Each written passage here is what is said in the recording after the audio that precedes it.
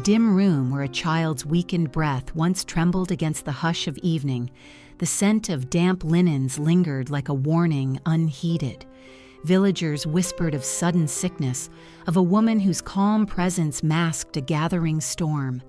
And from that quiet threshold, the dark story of Marianne Cotton began to slip into the world. Wherever you are listening tonight, share your place and hour so our memories may travel together. And kindly subscribe to help this growing circle of timeless voices. The window, left slightly open, let in a faint thread of cold air, the kind that seems to travel far before entering a quiet room, as though it were carrying distant stories in its breath. It stirred the edges of the curtains, making them shift like pale figures, remembering old movements. And in that simple stirring, one could sense how an entire life might begin with something as small as a draft, barely noticed by those who passed through the doorway. It was in such a room, lit only by the gray dimness before dawn, that the story of Marianne Cotton often comes to mind, for it is in half-light that her memory seems most at home. Some tales demand brightness or celebration, but hers settles more naturally into the gentle hush of early morning, when the world has not yet chosen what it believes. And perhaps that is fitting, for belief, doubt, and the slow gathering of dread are the very threads from which her story is woven. When people of her own time spoke of her, they rarely spoke loudly. Instead, they lowered their voices as though her name might be carried on the air to places where caution was needed.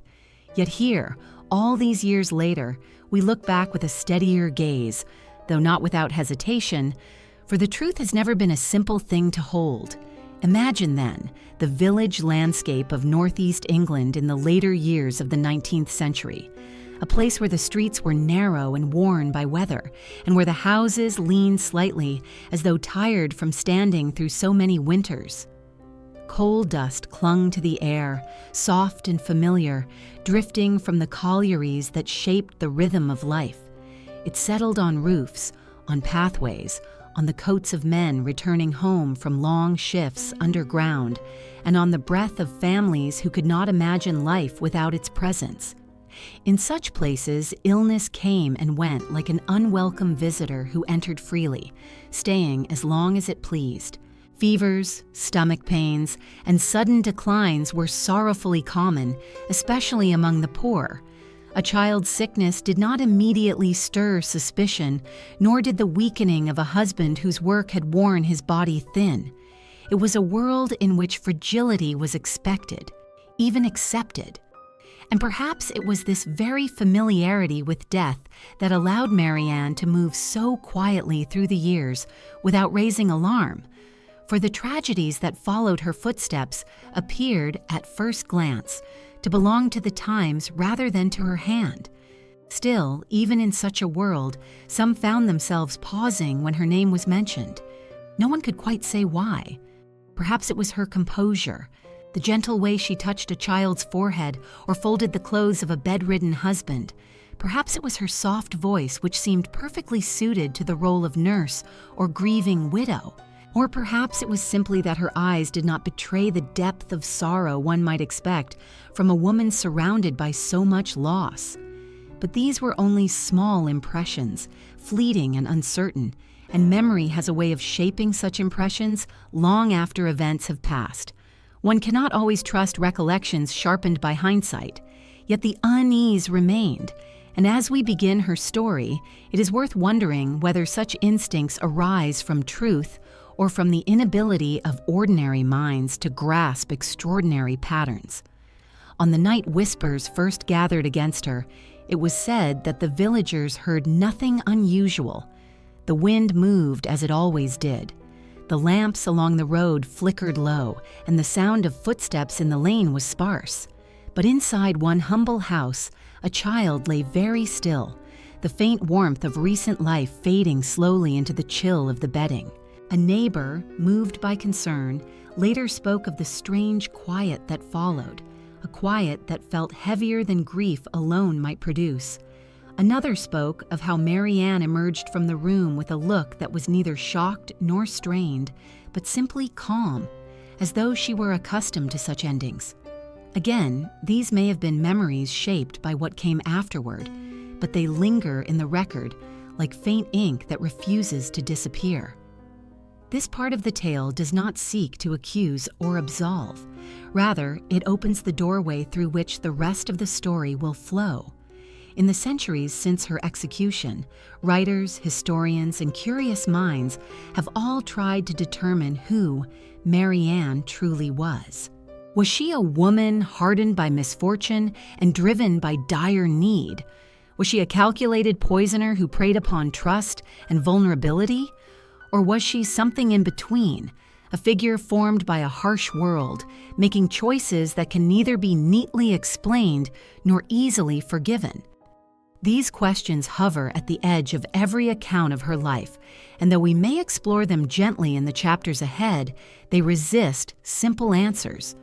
When we look back through the scraps of testimony, the faded newspaper columns, the fragments of recollections from neighbors and officials, we see a figure who moved often from place to place, as though always seeking a corner of the world where she could begin again.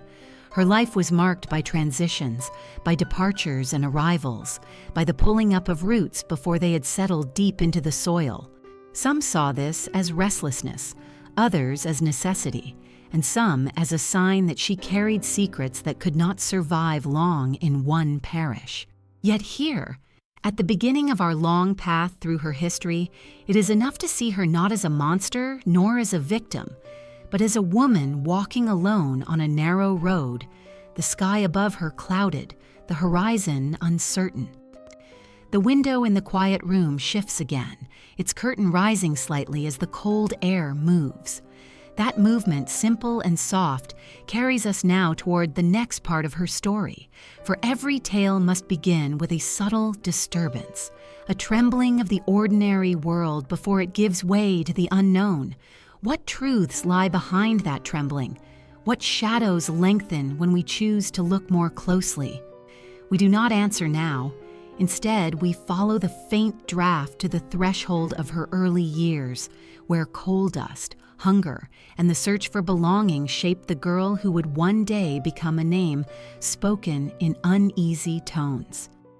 And so, part one closes with that small opening in the window, the night air whispering a promise of deeper mysteries, waiting just beyond the frame. The soot-darkened pit head that loomed above her childhood home becomes our doorway into the early life of Mary Ann Cotton, for it stood as both a guardian and a warning to all who lived under its shadow. In County Durham, where the days were marked by the shifts of miners and the rumbling of carts loaded with coal, childhood rarely unfolded with gentleness. The sky itself seemed stained by the labor of men who worked beneath the earth, and the air carried the coarse scent of smoke that settled into every garment and every breath. It was in this harsh landscape, where survival demanded discipline from even the smallest hands, that Mary Ann was shaped. If one wishes to understand how she stepped into the life that later brought her such dark notoriety, one must begin by recognizing the bed of hardship into which she was born. There were simple joys, no doubt, as exist in any place where families gather close to one another, but there was always a tension beneath them, a sense that stability might break without warning. Her father, Michael Robson, worked in the mines like many men of that region, descending into the earth day after day with the knowledge that even a single misstep or a shift in the unstable tunnels could cut a life short. The mining towns were full of widows and fatherless children, their stories carried quietly from door to door, whispered with resignation rather than shock. It was this precariousness that defined the Robson household long before tragedy struck. Young Mary Ann, though still a child, would have been acutely aware of how quickly a day could turn from routine to ruin. Some say that children growing up in such uncertainty learn early to mask their fears, to steady their voices, and to find a way to push forward without hesitation. Whether she learned these traits naturally or out of necessity, no one can say with certainty, but there is little doubt that the environment demanded resilience long before she understood the word. The loss of her father came not in the depths of the mine, as might be expected, but through a fall from a ladder on the pit bank. Such a detail may appear small, but in a coal town, it was seen as a cruel twist that a man who had survived the dangers below ground should perish in an accident above it. When his body was brought home, the sorrow that settled upon his family was sharp and immediate, but there was also a quieter dread beneath it, the knowledge that his death meant more than grief alone. Without his wages, the household was suddenly precarious, and Mary Ann, barely 8 years old, would have felt the shift as keenly as her mother. The walls of their modest home seemed to close in, not from gloom, but from the weight of uncertainty. A widow in that era had few choices, and the struggle for survival was not softened by sympathy from the world around her. It is in these years of upheaval that one might begin to trace the early architecture of Mary Ann's inner life. A child learns quickly where danger lies and where comfort can be found, and perhaps she saw in her mother's worry a reflection of a fate she hoped to avoid. Some accounts suggest that Mary Ann was quiet, obedient, and diligent, qualities valued in a child who might soon be expected to contribute to the household. Others describe her as eager to please, graceful in manner, and well-liked by those who observed her at school. These impressions, whether fully accurate or shaped later by hindsight, give us glimpses of a girl who was not outwardly troubled or marked by peculiar behavior. Instead, she appeared as one of many children molded by the harsh rhythms of working-class Victorian life. And yet, even in a setting where misfortune was common, her path would diverge into a darker course than anyone around her could have foreseen. When her mother remarried a man named George Stott, the household changed once more. A new father figure introduced both order and strain, for step-families often required delicate adjustments in a time when expectations were strict and emotional expression restrained. Stott was employed as a miner as well, and while his presence brought financial stability, it also brought rules that young Mary Ann may have found limiting. Some later testimonies hinted that she was unhappy under his discipline, though such recollections must be approached with care, for they were often offered by distant observers rather than by those who lived inside the home. Yet it is easy to imagine that a girl who had already endured upheaval might have longed for affection, security, or even a sense of control that she could not find in her surroundings. It is equally possible that she adapted, quietly learning how to navigate the expectations placed upon her, storing away impressions of a world where one must bend to survive. The landscape of her childhood was carved by the sounds of industry, the clatter of machinery, the distant groan of pit wagons, the low conversations of miners at dawn. From these early years, Mary Ann would have absorbed the understanding that life was both fragile and negotiable, that fortunes could shift quickly, and that loss was something people learned to carry without allowing it to halt the routines of daily survival. Consider how such lessons might shape a young mind. Would they foster resilience or resignation? Would they cultivate ambition or bitterness? Or would they slowly erode the sense of stability that allows a person to imagine a life built on trust rather than necessity? Such questions hover over her early years like the coal dust that drifted through her village, settling on every surface, yet never revealing its individual particles. Her move into domestic service in her early teens marked the beginning of her departure from the world of her upbringing. Though this transition belongs more properly to later parts of her story, the seeds of it are found here, in a childhood marked by the pressing need to secure a place in a world not designed to protect young women of limited means. One might wonder whether she looked back upon her village with affection or only with a sense of the burdens it had placed upon her.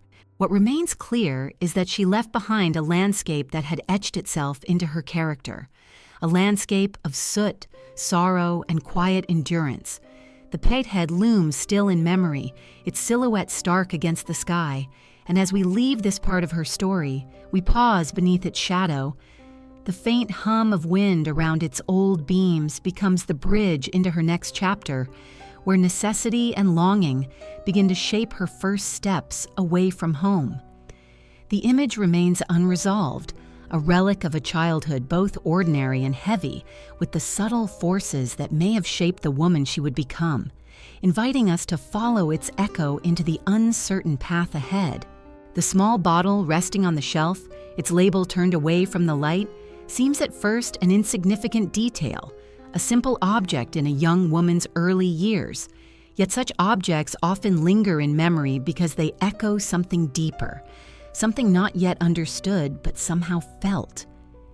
It is from this faintly unsettling image that we step into the next part of Mary Ann Cotton's life, for her transition from a girl shaped by the soot-darkened rhythms of County Durham into a young woman seeking her place in a wider world was marked by choices that, while ordinary on the surface, carried the first subtle hints of the path she would later walk. Domestic service was the natural outcome for many working-class girls of her age, a position that offered room, board, and the hope of better prospects than the narrow streets of mining villages could provide. But service also exposed them to the complexities of other households, to the tensions and desires that unfolded quietly behind closed doors. And so it was for Mary Ann, who entered her teens with a mixture of obedience and ambition, a combination that would lead her through thresholds she could not yet comprehend. Her early placement in service around the age of 16 brought with it a new environment, one shaped not by the raw labor of mining life, but by the rhythms of household order.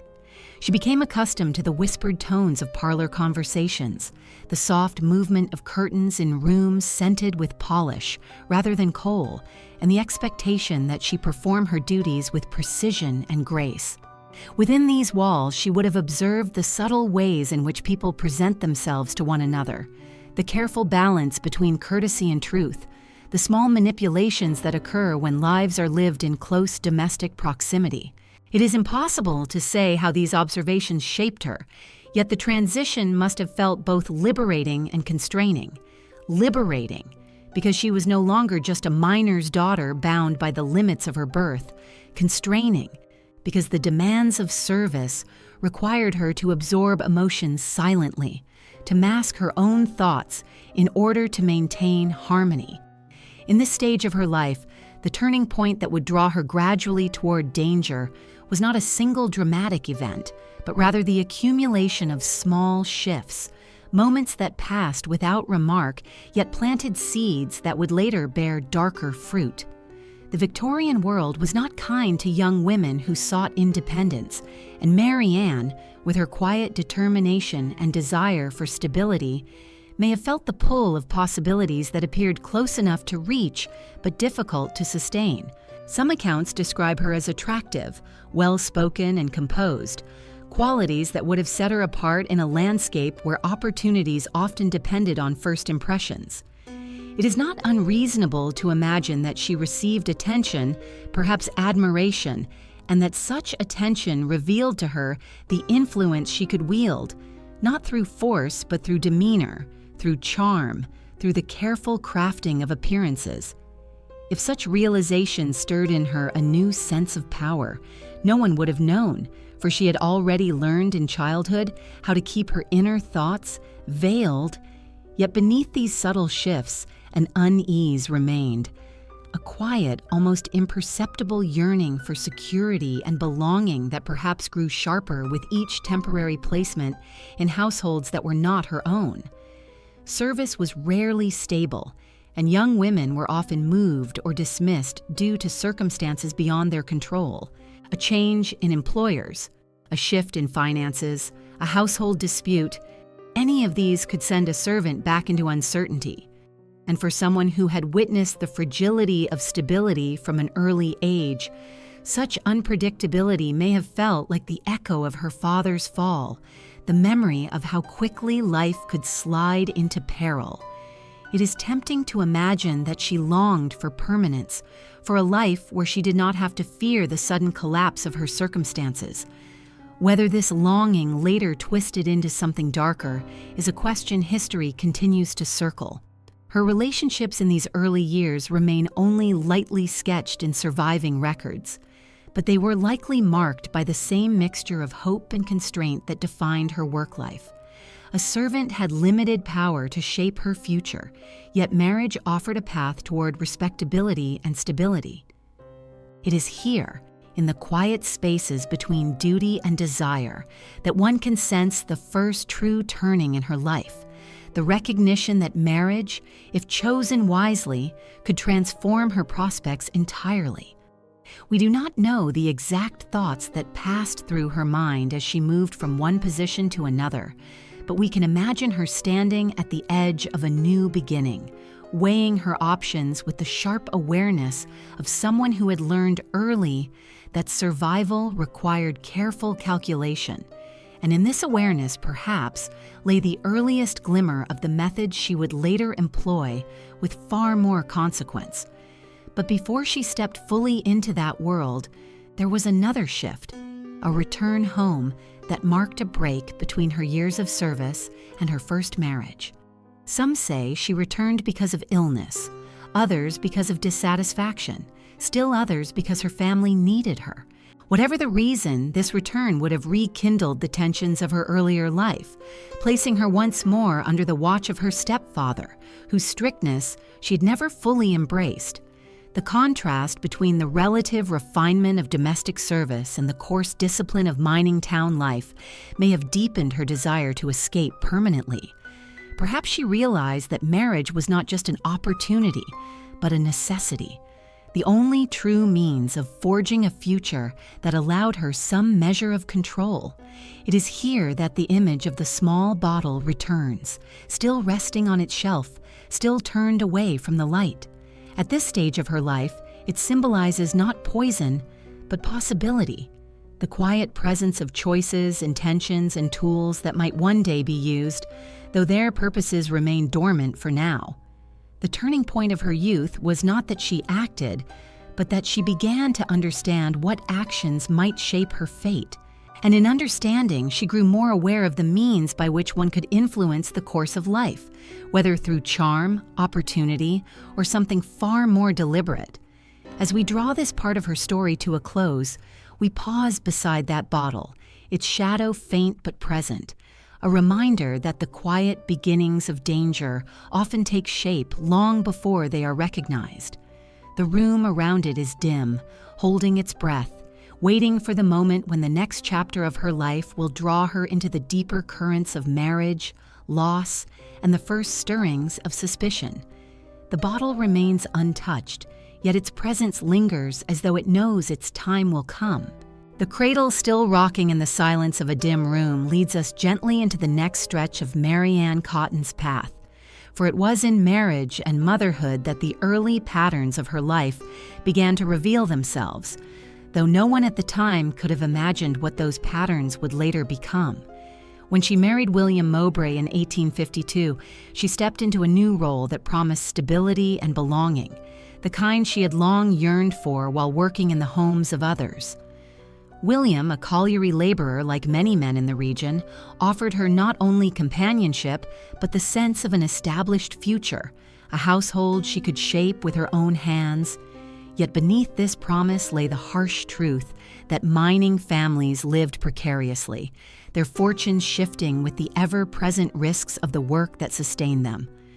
For Mary Ann, the hope of comfort and security was tethered to a life already familiar in its uncertainties. Their early years together were marked by frequent moves, perhaps driven by William's employment, perhaps by financial strain, or perhaps simply by the restlessness that seemed to follow Mary Ann throughout her life. In each new place, she formed the image of a dutiful wife, tending to her home and caring for her children. The couple had several infants, but tragedy visited them again and again in the form of childhood illnesses that were all too common in Victorian England. Diarrhea, fever, and gastric distress often claimed young lives with devastating speed, and in an age before reliable medical care, such losses, though heartbreaking, were not unusual. Yet in Mary Ann's life, the frequency and pattern of these deaths would later cast long shadows. provoking questions that no one at the time dared to ask.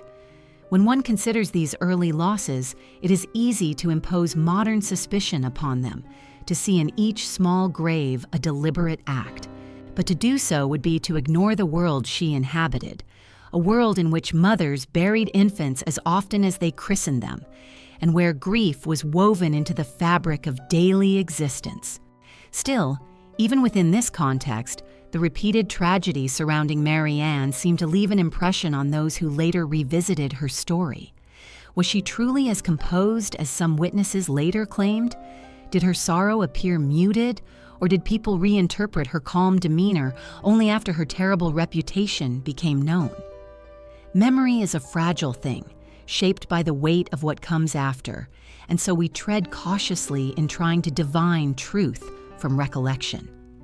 It was during these years that small whispers of illness began to follow her household in a way that, though not remarked upon at the time, would later seem uncanny.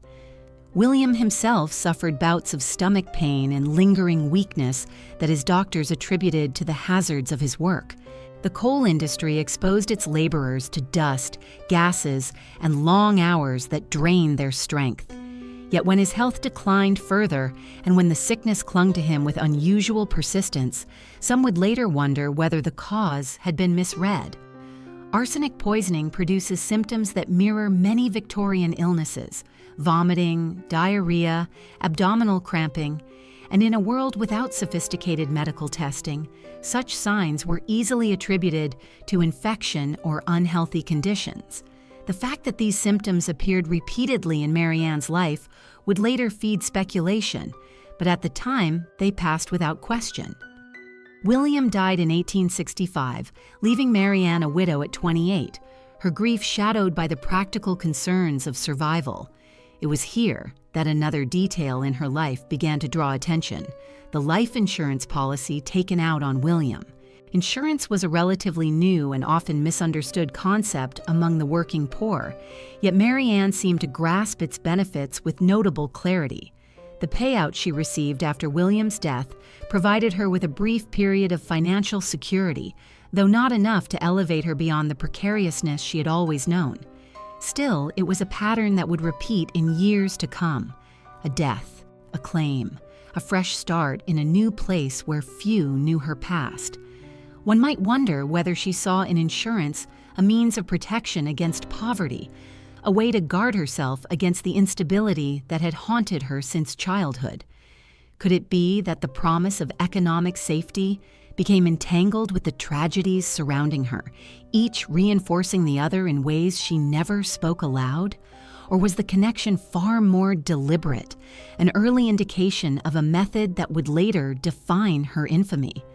Such questions deepen the mystery but do not resolve it. After William's death, Mary Ann moved again, leaving behind the shadows of her recent losses.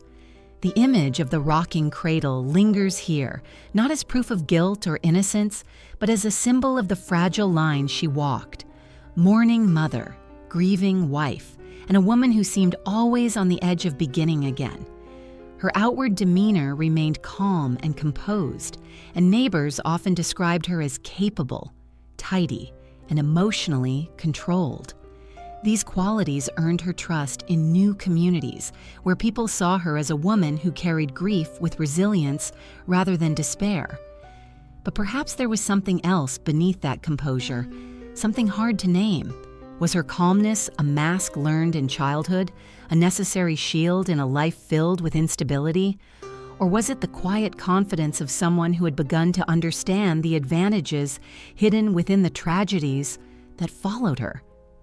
During this period, she also earned money as a nurse, caring for the sick and the elderly, roles that placed her close to vulnerability and offered both opportunity and suspicion in hindsight. Nursing in the 19th century was far from the professionalized vocation it would later become. It required patience, watchfulness, and an unwavering presence. Mary Ann seemed well suited for such work. She had the demeanor of someone who could remain steady in crises, someone who would not panic when illness ran its course. But it is precisely this steadiness that would later trouble investigators who questioned how a woman so often surrounded by illness could remain so composed when death came to her doorstep again and again. As this part draws to a close, we return to the cradle still in motion, its soft creaking marking the passage of time. It stands as an unresolved symbol, the tenderness of motherhood, the sorrow of repeated loss, and the faint, unsettling rhythm of a pattern forming quietly in the background. It invites us forward into the next chapter, where the tragedies continue, the pattern sharpens, and the shadow that would one day engulf Mary Ann's name begins to take clearer shape. For now, the cradle rocks gently in an empty room, neither confirming nor denying what history will later suggest, leaving the listener in a moment suspended between empathy and unease. The railway platform at dusk, where Mary Ann stepped forward with her life bound into a single worn bundle, becomes the next quiet gateway into her wandering years. For it was after the death of William Mowbray that she entered a period marked not by rooted living, but by movement, by transitions that came so frequently they began to seem almost ritual. The platform itself, with its fading lamps and the distant hum of an approaching train, carries a sense of departure that feels both deliberate and resigned. People who saw her then would have noticed her calm expression, her neat attire, her careful composure, yet not the undertow of necessity that pushed her from place to place. A widow with limited means and a heavy history had few options in Victorian England, and so she moved, seeking work, shelter, companionship, or perhaps simply a life that did not remind her of the graves she had left behind. In the wake of William's death, the small insurance payout she received offered a brief reprieve, though it was modest enough to diminish quickly in the face of daily needs. Insurance among the working poor was not common, yet Mary Ann seemed to understand its value with a clarity that raised questions only much later. For the moment, it allowed her to travel, to enter new towns with the appearance of a woman beginning again rather than one escaping a trail of sickness and loss. It is easy to imagine her stepping onto that train with a sense of relief mingled with unease, leaving behind a familiar place that had offered her stability and sorrow in equal measure. There was a certain power in anonymity, in arriving in a community where no one knew her name or her history, where she could present herself not as a widow, touched repeatedly by tragedy, but as a capable nurse, a woman of respectable bearing. Her move to Seaham Harbor brought her into contact with new households, new patients, and new opportunities. Domestic service and nursing work provided the structure of her days, while the evenings and Sundays allowed her to socialize, to form acquaintances, and perhaps to observe the subtle workings of other families. Her composure, her ability to perform the roles expected of her with flawless steadiness, made her likable and trustworthy. Those who employed her saw her as reliable, and her gentle manner with the sick made her presence comforting in times of distress. Yet beneath that surface lay the same pattern of quiet observation and strategic attentiveness that had marked her earlier years. Whether this attentiveness was simply a product of hardship or something more deliberately formed remains a question without a firm answer. It was in this period that she married her second husband, George Ward, though the details of their early relationship remain faint. Ward, a man of modest means, was known to have health troubles, and Mary Ann entered his life as both caretaker and companion. Their marriage, though outwardly conventional, quickly became shadowed by George's persistent illnesses, which grew more severe over time. The symptoms he experienced, stomach distress, weakness, lingering pain, were all too familiar in Mary Ann's story, though again in an era ravaged by poor sanitation and widespread infection. Such ailments did not immediately rouse suspicion. Doctors treated him as best they could, offering tonics and quiet assurances, but his decline continued despite their efforts. It is here that the narrative begins to tighten, not through explicit evidence, but through the slow gathering of coincidence that history cannot easily ignore. Mary Ann's role as caregiver placed her in a position of both trust and control, and her calm demeanor through George's illness was noted by some who later revisited the events. Ward's death, like William's, was marked by symptoms consistent with both common disease and arsenic poisoning. The doctor's certificate listed typhoid or gastric fever, diagnoses that were easy to accept in a community accustomed to both. Yet once again, insurance was involved, and once again Mary Ann collected money after the passing of the man in her care. Though the policy was small, it provided enough for her to move forward, to pack her belongings, and to leave Seaham behind with the same composed stride that had carried her from her first marriage's end. As she departed yet another place, touched by loss, the whispers around her life also began to take a softer, but more persistent form. These whispers did not yet accuse her of malice, but rather remarked on the peculiar pattern of tragedy that followed her, a pattern too steady to be dismissed entirely. And yet, as always, there were explanations. Plausible, quiet, unthreatening explanations that soothed any reflexive unease. Victorian life was unstable, illness unpredictable, and death a familiar companion. A woman who had suffered many losses could simply be unlucky, and Mary Ann herself often presented her sorrows with a calm resignation that made sympathy the natural response. The very composure that later aroused suspicion had, in these early years, the opposite effect. It cast her as a figure of strength, capable of enduring what others could not. Her movements across the northern counties continued after Ward's death, and with each new location, she assumed roles that placed her close to vulnerability, nursing positions, housekeeping duties, or maternal responsibilities to children not her own. These roles gave her access to private spaces, to household secrets, to the small details of everyday life that others overlooked. If she learned to use these details to her advantage, no record survives to confirm it. But one cannot ignore that she seemed always to land in positions where she was needed, trusted, and welcomed, even as the shadows of past sorrows moved quietly behind her. Her time with James Robinson, a widower from Sunderland, reflects this pattern with unmistakable clarity. She arrived in his household initially as a housekeeper, but soon found herself caring for his children, filling the void left by their mother's death.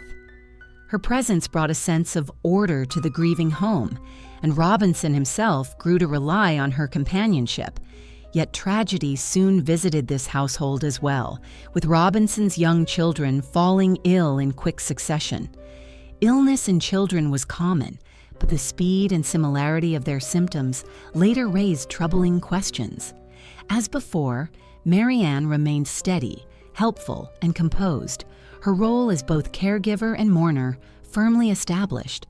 When Robinson proposed marriage, she accepted, moving once more into the role of wife with apparent ease. But their union, like her previous ones, was marred by tension beneath its surface. Robinson, though fond of her, later expressed concern over financial matters and the unsettling frequency of illness around her. And while he would eventually escape the fate of the others who had entered her life, his time with Mary Ann marks another step in the pattern that would one day become impossible to overlook. As this chapter draws to a close, the image of the railway platform returns, the dusk deepening around it. The faint clatter of a departing train fades into the evening air, leaving behind the impression of a figure moving onward once more, leaving behind a string of losses that would not yet be linked in the public mind. The platform remains unsettled in the dim light, inviting the listener to follow Mary Ann into the next stage of her life, where the pattern sharpens and suspicion begins to harden into something more defined. The spoon dipping into a cloudy liquid becomes our bridge into this next, thicker chapter of Mary Ann Cotton's story. For in the life of her second husband, George Ward, and in the unsettled months that followed his death, we find the strengthening outline of a pattern that would one day become unmistakable. The image of that spoon, ordinary, harmless, and yet somehow uneasy, captures the blend of domestic routine and quiet dread that clung to her life during these years. It was not the spoon itself that held meaning, but the way it moved in dimly lit rooms, stirring mixtures meant to soothe or revive those who lay weakened in bed. And so we begin with the sick room, where George Ward spent the last stretch of his short marriage, his breath growing shallow, his strength ebbing, as Mary Ann tended to him with a steadiness that puzzled some who later tried to recall those days with clarity. Ward had always been ailing, or so people said. His work had worn him down, or perhaps his constitution had been frail long before Mary Ann entered his life. But when his decline deepened after their marriage, the neighbors took notice. Stomach cramps, persistent vomiting, weakness that no tonic seemed to ease. These symptoms were not uncommon in Victorian England, yet they seemed to cling to Ward with a stubbornness that unsettled those who visited. Doctors came and went, offering diagnoses that ranged from gastric fever to exhaustion, their tools too limited to pierce the true nature of the illness. They prescribed rest, herbal mixtures, and gentle broths, all administered by Mary Ann herself. She served these remedies with a calm that others found admirable. In a world where caregiving was arduous and emotionally draining, her composure could easily be mistaken for devotion. Yet composure can carry many meanings, some revealed only with time. Ward's death in 1866, though officially attributed to natural causes, seemed to settle over the community with a heaviness that did not dissipate. Mary Ann appeared at the funeral dressed in the expected mourning attire, her face composed, her demeanor steady, her grief, if present, expressed in quiet, measured ways. Those who saw her then had no grounds to question her sincerity, for they lived in a world where death frequently visited households, where sudden illness was part of the fabric of daily life. And yet, in later recollections, a few neighbors mentioned a certain coolness around her, a sense that she accepted hardship with an ease that felt unusual. Was it merely resilience, shaped by years of misfortune? Or was it the calm of someone accustomed to endings? Such reflections are murky, shaped as much by what came after as by what occurred in the moment. After Ward's passing, Mary Ann collected another modest insurance payout, a detail that seemed incidental at the time, but later revealed itself as a quiet thread weaving through her marriages and movements. Insurance for working-class families was intended to ease the financial burden of funerals and temporary loss of income. Yet Mary Ann seemed to understand its workings more thoroughly than many around her. She used the funds to settle debts, to gather her belongings, and once again to move forward into a new chapter of her life. Her departures were always swift, decisive, and marked by the same sense of self-possession that characterized her every action. She left no lingering attachments in the communities she passed through, no friendships deep enough to bind her, no neighbors close enough to recall her fondly. She traveled lightly, carrying only what was necessary, both in possessions and in reputation. Her next destination was Sunderland, where she found employment in the household of James Robinson, a widowed father struggling to care for his children after the death of his wife. Robinson sought a reliable housekeeper, someone who could bring order to a home fractured by grief. Mary Ann arrived with impeccable references, a tidy appearance, and a quiet efficiency that seemed perfectly suited to the role. In a matter of weeks, she became indispensable, not only to Robinson but to his children, who came to depend on her presence. She cooked their meals, mended their clothes, nursed them when they fell ill, and filled the void left by their mother's absence. Her influence in the household grew naturally, almost effortlessly, and Robinson, perhaps weary from loneliness and overwhelmed by responsibility, began to form an attachment to her.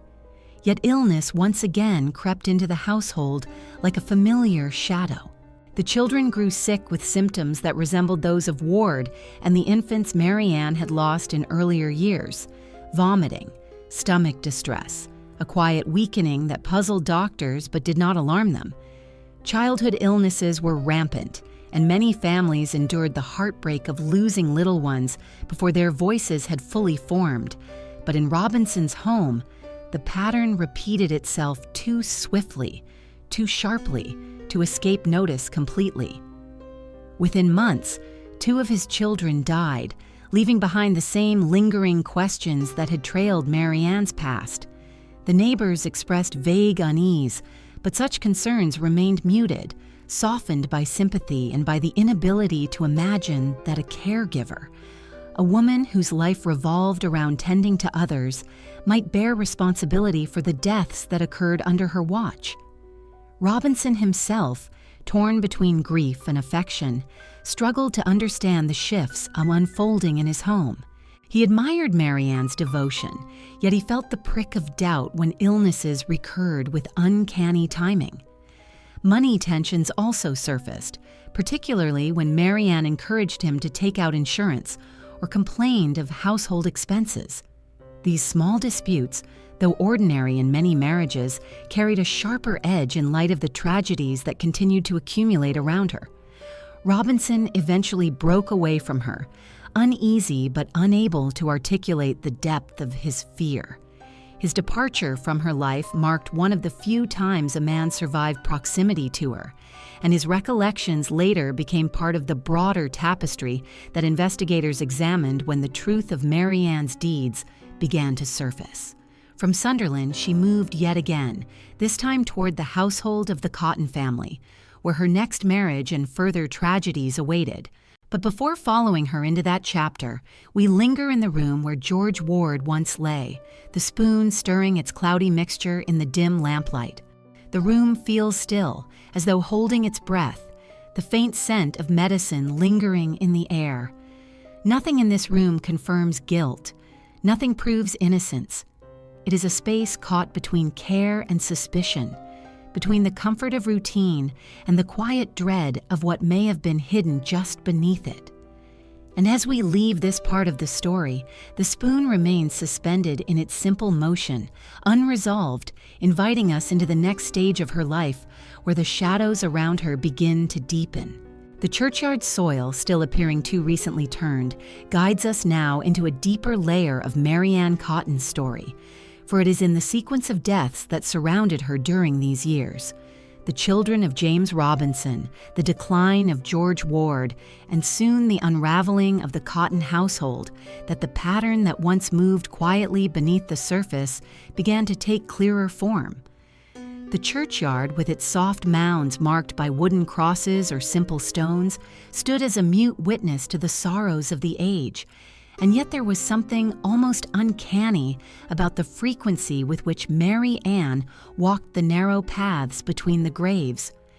In Victorian England, burying a loved one was not unusual, but burying many in quick succession carried a weight that memory did not easily release. These repeated losses shaped the whispers that followed her like a wind only the observant could hear. A wind that rustled through parish records, doctors' notes, and the recollections of neighbors who could not entirely name their unease. After parting ways with James Robinson, an escape for him that hindsight would later cast as fortunate, Mary Ann did not retreat into solitary grief or reflection. Instead, she moved again, as she always did, this time entering the life of Frederick Cotton, a widowed coal miner raising children with the help of their grieving aunt. The Cotton household, already marked by sorrow, extended to her the same trust she had received elsewhere. She arrived as a housekeeper, a helper, a steady presence who could tidy the rooms, prepare simple meals, soothe fretful children, and bring an air of capable order to a home still shaken by the death of its matriarch. There was something about Mary Ann's quiet composure that created a sense of reliability, as though she could hold difficulties without letting them spill into chaos. It was precisely this demeanor that made families open their doors to her, unaware of how many households she had entered under similar circumstances. In the Cotton household, however, Mary Ann's influence grew more quickly than usual. Frederick, worn by work and sorrow, found in her a comforting companion, someone who seemed to understand the weariness that clung to him from his long hours in the mines and from the responsibilities of raising children alone. She tended to the needs of his family with the same practiced steadiness she had brought to her previous roles, and in time, affection developed between them. Yet even as this new bond took form, illness once again crept into the lives of the children. Young Frederick, only a boy, began to show signs of gastric distress, vomiting, weakness, and bouts of pain that puzzled those who watched helplessly at his bedside. His decline was tragic, yet not extraordinary in a time when children often succumb to ailments that modern medicine easily prevents. Still, the timing, the similarity of symptoms to those seen in the households she had left behind, and the calm presence of Mary Ann at the center of it all, formed a tableau that would later be examined with chilling scrutiny. The aunt who had been living in the Cotton household, Margaret, also fell ill not long after. She was close to Frederick, and some believed she had intended to marry him herself before Mary Ann's arrival. Whether this created tension between the two women is a matter of speculation, but Margaret's sudden illness, too, followed a pattern that would become difficult to ignore. As her strength faded, Mary Ann remained at her side, preparing broths, adjusting her pillows, and offering the quiet reassurances of a caregiver. Yet Margaret's decline mirrored the others. The same stomach pains, the same deteriorating appetite, the same mysterious fading of life. When she died, the household was once again reshaped, and Mary Ann's place within it grew stronger still. Soon afterward, Mary Ann married Frederick Cotton, stepping once again into the role of wife, though the shadows around her life were growing thicker. She had already experienced the deaths of 2 husbands and several children. Now she stood at the head of a household still marked by grief. The marriage brought brief stability, but even this was fragile, for Frederick himself began to show signs of illness not long after their union. His symptoms echoed those that had claimed so many before him: the vomiting that seemed to strike unpredictably, the sharp cramps, the rising weakness that no physician could explain. The doctors who attended him attributed his condition to poor sanitation, contaminated water, or the strains of work, all reasonable assumptions in their time. And Mary Ann, as always, was the attentive nurse, offering him tea, mixtures, and broths, her face composed, her hands steady. In this stretch of her life, the pattern of illness and death began to align so closely that even those unfamiliar with the details of her past might have sensed something uncanny, yet suspicion did not crystallize. Not yet. Victorian life held too many shadows, too many illnesses that struck without warning, too many homes where sorrow settled like dust on the hearthstone. People accepted tragedy with resignation, not because they lacked imagination, but because survival required them to. And in a world where accidents, infections, and untimely deaths were common, the notion that one woman might be responsible for repeated tragedies seemed improbable, almost unthinkable. Still, the talk around Mary Ann began to take a different tone. It was no longer just sympathy or admiration for her resilience, but something thinner and sharper, a question formed without words. Some wondered how a woman who endured so many losses could remain so outwardly unaffected.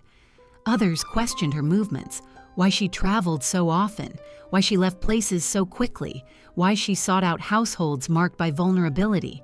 Yet these questions remained soft, unspoken, tucked away in the corners of conversations that did not dare form accusations.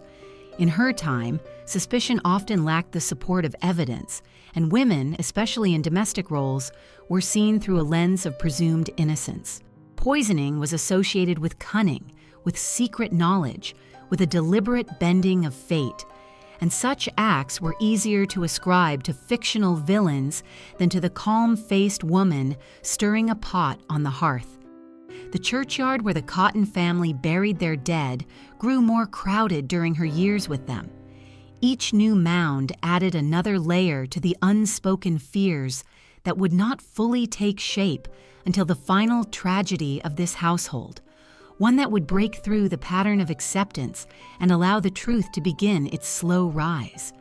But for now, the churchyard remains still, the newly turned soil soft beneath the evening light, the names and dates etched into markers that do not yet reveal the full story. The air hangs quiet, holding the echoes of a woman who walked these paths too many times, each step leaving a trace of unease that history would later follow to its dark conclusion. As we leave this part, the churchyard's silence lingers, not condemning, not absolving, but heavy with the unresolved questions that will soon force themselves into the open. It stands as a threshold, leading us toward the chapter where the shadows around her grow sharper, and where the whispers of suspicion begin to take the form of something more solid.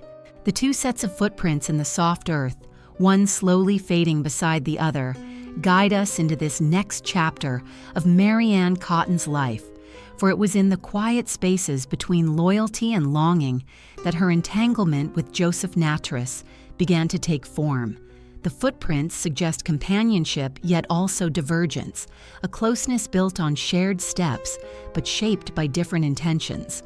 They lead us first toward the relationship that grew between Mary Ann and the man who would become one of the most pivotal figures in her story, a relationship woven through desire, deception, practicality, and a kind of restless yearning that seemed to move her from one household to another with increasing urgency. This was not a love story in the romantic sense, nor was it a simple affair born of loneliness. It was something more complicated, something threaded with shadows that stretched beyond the boundaries of comfort and propriety. When Mary Ann first encountered Nattrass, she was still within the orbit of the Cotton household, though her emotional ties seemed to reach towards something beyond the walls of her marriage. Nattrass was a miner, a man whose physical strength contrasted sharply with the weakened husbands she had tended in her previous marriages. He carried a certain magnetism, a self-assuredness that appealed to her, perhaps because it offered a sense of solidity in a life where everything else seemed fragile or impermanent. Their connection developed quietly but steadily, as though they recognized in one another a mutual desire to break free from the constraints of their circumstances. Some later accounts paint Nattrass as the instigator. Others portray Mary Ann as the one who drew him into her intricate web. But the truth likely lies somewhere between these narratives, shaped by the shifting perspectives of those who tried to make sense of events long after they occurred. The presence of Nattrass created a new kind of tension in Mary Ann's life, one that blended passion with practicality. Her marriage to Frederick Cotton had already begun to show cracks, marked by financial concerns, illness, and the lingering unease that seemed to follow her into every home. But with Nattrass, she saw an avenue for escape, a man who, unlike Robinson or Ward, appeared willing to follow her where she led. Their relationship was not hidden from those around them, though few understood its implications. Victorian communities were close-knit, and whispers traveled quickly. Still, it was not unusual for widows or struggling wives to form attachments outside their marriages, especially when emotional or financial strain made the boundaries of propriety difficult to maintain. So the townspeople noted their closeness with mild curiosity, not knowing that this bond would become a key thread in the tapestry of suspicion that would later surround her. Nattrass entered the Cotton household as a lodger not long after Mary Ann's marriage to Frederick had begun to unravel, and his presence changed the atmosphere of the home. Frederick himself, already weakened by illness, likely sensed the shifting dynamics but lacked the strength or will to challenge them. It is said that Mary Ann managed the household finances with increasing authority, insisting on certain expenses, discussing insurance policies, and shaping the family's future plans with a determination that unsettled those who witnessed it.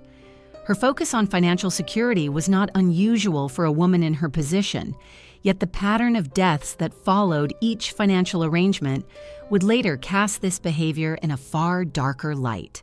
For now, however, she continued to present herself as a capable wife and mother, even as her emotional allegiance drifted toward the lodger under her roof. As Frederick Cotton's health declined further, the role of caretaker once again fell to Mary Ann, who tended to him with the same practiced steadiness that had marked her previous efforts. His symptoms, stomach pain, vomiting, weakness, mirrored those of others who had died in her presence, though no one at the time questioned the nature of his illness. Doctors, as before, attributed it to gastric troubles or lingering infections, their diagnoses shaped by the limited medical knowledge of the day.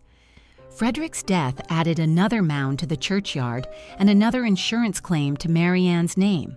But now Natras stood beside her, stepping into the place Frederick had vacated with unnerving speed. Their relationship deepened, and they soon presented themselves as a couple, though their union never carried the formal structure of marriage recorded in church ledgers. This period of Mary Ann's life was marked by a new kind of duality. On one hand, she cultivated the image of a grieving widow once more, speaking softly of her losses and the unpredictability of fate. On the other, she moved confidently into a future shaped by her own choices, drawing Natras deeper into her plans. Their partnership, if one can call it that, was not grounded in affection alone. Natras had savings, modest though they were, and he trusted her with them. He believed in her, or perhaps believed in the version of herself she presented to him, a woman of strength, resilience, and promise. This trust would prove fatal, though he could not yet know it. Before long, he too would fall ill, displaying the same pattern of symptoms that had claimed so many before him. As Natras weakened, Mary Ann again assumed the role of caretaker. Her composure never faltered, her methods never shifted, her explanations never wavered. To those outside the household, she appeared devoted, attentive, and tireless. Yet when Natras died, leaving his savings and possessions in her hands, the whispers that had once hovered faintly around her life flickered into sharper focus. The pattern was now too consistent, too precise to dismiss entirely. Insurance, inheritance, illness, death, each element fitting into place as though guided by an unseen hand. And still, Mary Ann moved forward, carrying herself with calm assurance, as though the world would accept her story simply because she had survived its tragedies with such poised restraint. The two sets of footprints return now, one clear, one fading. They belonged to Mary Ann and Natras, walking side by side through a world that did not yet recognize the danger beneath their steps. The soft earth beneath them held the impressions of their passing, impressions that would be found only in memory, never in evidence that could speak on their behalf or against them. Their path leads us toward the next stage of her life, where another household awaits, another vulnerable child, another death that will break the pattern open and allow suspicion to rise into daylight. For now, the footprints linger, slowly dissolving back into the earth, leaving behind only the suggestion of a bond that was both a comfort and a catalyst. The echo of a child's cough drifting through the night air becomes the doorway into this somber chapter, for it is within the fragile lives of Mary Ann Cotton's many children and stepchildren that the deepest shadows of her story gather. That faint cough, light, tremulous, easy to overlook, embodies the vulnerability of the young in Victorian England, where illness was ever present and death hovered like a quiet visitor, familiar and unwelcome. It was in this world of perpetual uncertainty that Mary Ann moved from home to home, child to child, tragedy to tragedy, carrying with her both the outward tenderness expected of a mother and an inner complexity that remains difficult to illuminate. The children around her lived brief, precarious lives, some reaching only a few months, others surviving long enough to form memories that would be cut short without warning. Their stories, though scarcely recorded in detail, form an essential thread in the fabric of her legacy. The high mortality of the era cannot be overstated. Poor sanitation, limited medical understanding, and the harshness of working-class life meant that many families buried infants before they learned to walk or speak. In such conditions, the deaths of Mary Ann's children were not immediately seen as extraordinary. and perhaps that is why suspicion did not follow her sooner. Yet when we trace the pattern across her many households, the sorrow becomes too steady, too recurring, to dismiss as chance.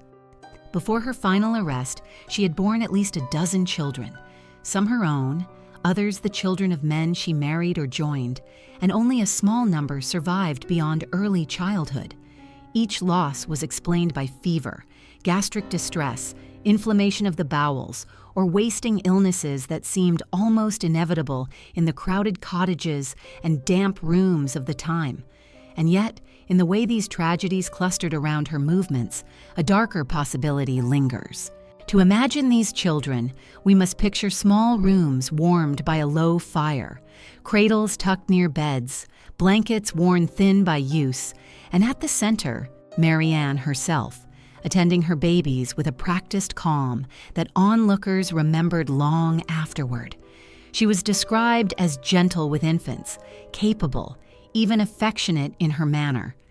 Neighbors often spoke of her composure, of her ability to soothe a crying child with patient repetition or soft humming. These recollections paint a portrait that contrasts sharply with the darker interpretation history would later attach to her name. And yet, it is precisely within this contrast that the haunting ambiguity of her story takes shape. A woman who rocked her children tenderly might also have harbored thoughts she never revealed, motivations that flickered only briefly in the private corners of her life. Her own children from her first marriage to William Mowbray suffered repeated illnesses, their small bodies weakened by outbreaks of gastric fever or diarrhea, ailments common in that region. It was said that Mary Ann sought medical help when needed, that she followed the doctor's advice, and that she expressed grief when death came, though her grief was described as quiet, restrained, and without the weeping that some expected.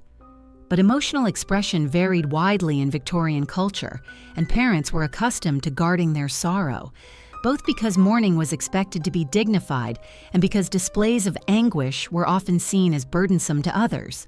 Thus, her composed demeanor could have been nothing more than a reflection of the times, or it could have been something more elusive, more guarded. The children she encountered in later households seemed to succumb in similar ways. When she lived with James Robinson, 2 of his children fell ill and died in quick succession. He later recalled her caring for them, offering broth, wiping their foreheads, changing their bedding as their fevers rose. These acts of caregiving were not only visible, but essential in such circumstances. And Robinson could not reconcile the tenderness he witnessed with the terrible possibility that she might have hastened their deaths.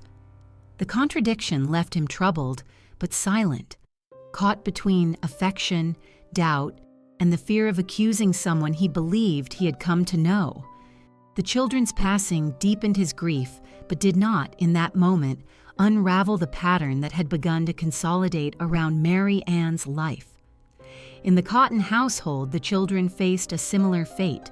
Young Frederick Cotton, only a boy, succumbed to the same symptoms that had claimed so many before him. His brother and other children associated with the family also faced bouts of sickness that left them weakened, frightened, and dependent on Mary Ann's care. These were not anonymous figures in the broad sweep of history. They were individuals whose short lives were entwined with hers. Their stories, though obscured by time, form the emotional backbone of the narrative, illustrating the profound fragility of childhood in a world that offered little protection. Yet amid these losses, an unsettling truth emerges. People trusted her. The children, in their innocence, leaned against her shoulder, reached for her hands, accepted the food she prepared and the tonics she administered. Parents, neighbors, and employers placed their sons and daughters in her care without hesitation, seeing in her demeanor the qualities of a reliable caregiver. This trust, so natural and unquestioned, reveals one of the deepest complexities of her story. If she acted with malicious intent, she did so behind a mask of maternal gentleness, so convincing that even those who later doubted her could not fully comprehend the gap between her outward behavior and the tragedies linked to her presence. but to say definitively what she felt, believed, or intended would be to cross into the realm of speculation. History leaves us with impressions, fragments of testimony, and records that capture symptoms but not thoughts. Perhaps she saw herself as a victim of relentless misfortune, carrying the burden of grief again and again. Perhaps she felt trapped by poverty and saw in insurance or financial relief a way to secure survival in a world that offered few other paths. Or perhaps she harbored impulses darker than necessity, impulses concealed beneath the quiet motions of caregiving. The child's cough that opens this chapter returns now, faint and unresolved. It hangs in the air as both a memory and a question. What did Mary Ann hear in that sound? A plea, a reminder, or merely the familiar echo of another illness entering her home? The ambiguity remains, for the truth of her inner life is forever beyond reach. What we know, however, is that the children who surrounded her lived in the fragile borderland between survival and sorrow, and their brief lives formed a chain of events that would one day force the community, and then the nation, to confront the question of whether coincidence could truly explain the shadows that gathered behind her. As we leave this part of the story, the cough lingers in the dark, the room quieting once more. The next chapter will draw us into the atmosphere of an entire town made uneasy, where questions long whispered begin to take shape, and where the softness of childhood vulnerability gives way to the sharper instincts of adults beginning to suspect what they once could not imagine. The doctor's journal, half closed on the desk, becomes the dim threshold into this next chapter. For the quiet unease settling upon the town around Mary Ann Cotton was not the result of any accusation spoken aloud, but rather of notes like these, fragments of puzzlement, observations left unfinished, questions recorded in the margins of medical books or whispered over evening lamps. It is in these marginal spaces, half-formed and uncertain, that the story of a community beginning to sense danger takes shape. No one, not even the physicians who tended the sick in cramped cottages, could yet articulate their discomfort. But the pattern of illness that clung to the households touched by Mary Ann had begun to stir something deeper than coincidence. And so we imagine that journal, its pages faintly rustling from a draft through an open window, holding within its ink the earliest hints of doubt. The town itself, its narrow lanes, its coal-stained brickwork, its chimneys exhaling thin threads of smoke into the dull sky, carried on with the rhythms of everyday life. Children played in the mud outside the schoolhouse, their laughter mingling with the shouts of vendors calling out wares in the market square. Men returned home from the collieries, their faces darkened, their shoulders heavy, while women swept hearthstones or fetched water from the communal pump. Yet beneath these familiar motions, a subtle tension had begun to form. It was the kind of tension that troubles a community without ever rising to the level of open conversation, revealing itself only through sideways glances, through tones of voice held slightly too long or cut too short, through stories shared reluctantly at the threshold of a neighbor's doorway as dusk settles. One of the first to express unease was a doctor who had attended several of the illnesses in the Cotton household, as well as in the Robinson and Ward homes. At the time, he had seen nothing extraordinary: stomach pains, vomiting, weakness. These were all common symptoms in working-class families exposed to contaminated water or limited diets. But something in the consistency of the symptoms, the repetition across different households, caused his mind to circle back to cases he believed he had forgotten. They arrived like fragments of memory rather than fully formed thoughts. A wife tending a husband who deteriorated despite care, a child who weakened though no one else in the home fell ill, a woman standing at the bedside with a steady calm that struck him, only now as oddly composed. He did not yet suspect foul play, for such a conclusion would have seemed outrageous. Instead, he felt only the discomfort of patterns that refused to settle into explanation. Neighbors, too, began noticing details that felt strangely similar from one house to the next. A woman named Mary Ann had arrived, speaking softly, keeping the rooms tidy, offering her help without intruding. And within months, sometimes weeks, someone in the household had died. The children, especially, seemed vulnerable, their illnesses appearing suddenly, advancing rapidly, and leaving behind a grief that did not fully dissipate before Mary Ann moved onward. People spoke of her kindness, her readiness to assist widowers or struggling families, yet these compliments were always followed by a pause, a hesitation, as though the mind could not complete the thought it was circling. It was not suspicion yet, only a faint sense that something did not align, like a tune played with one note drifting slightly off-key. Still, the Victorian world did not encourage speculation of wrongdoing in the domestic sphere, especially where women were concerned. Women were expected to embody gentleness, self-sacrifice, and nurturing. To imagine a woman, particularly one who appeared calm and orderly, bringing harm to those in her care, challenged assumptions that ran deep within the culture. And so the townspeople dismissed their own misgivings, attributing them to grief, to the hardships of life, to the cruel regularity of misfortune. They told themselves that some families simply suffered more tragedies than others, and that Mary Ann, if anything, had endured more sorrow than most. Yet even these explanations began to feel thin as the losses mounted. In the pubs where laborers gathered after long days, the name Mary Ann would sometimes drift into quiet conversations, not as an accusation, but more as an uneasy curiosity. A man might mention that he'd heard she had been widowed again, and another might respond with a low murmur of sympathy, only to follow it with a question asked too casually. How many times now? The conversation would pause.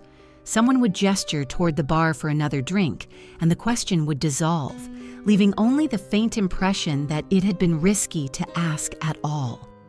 In a community where every family had its share of sorrow, it felt almost impolite to wonder openly whether one person might be linked to so much death. And yet the children's deaths were the hardest to reconcile, for children were the heart of the community, their laughter a reminder of renewal in a world often marked by toil. When multiple children associated with Mary Ann weakened, suffering the same symptoms, even the kindest neighbors began to feel a prickling discomfort. Some wondered whether poor hygiene or misfortune followed her.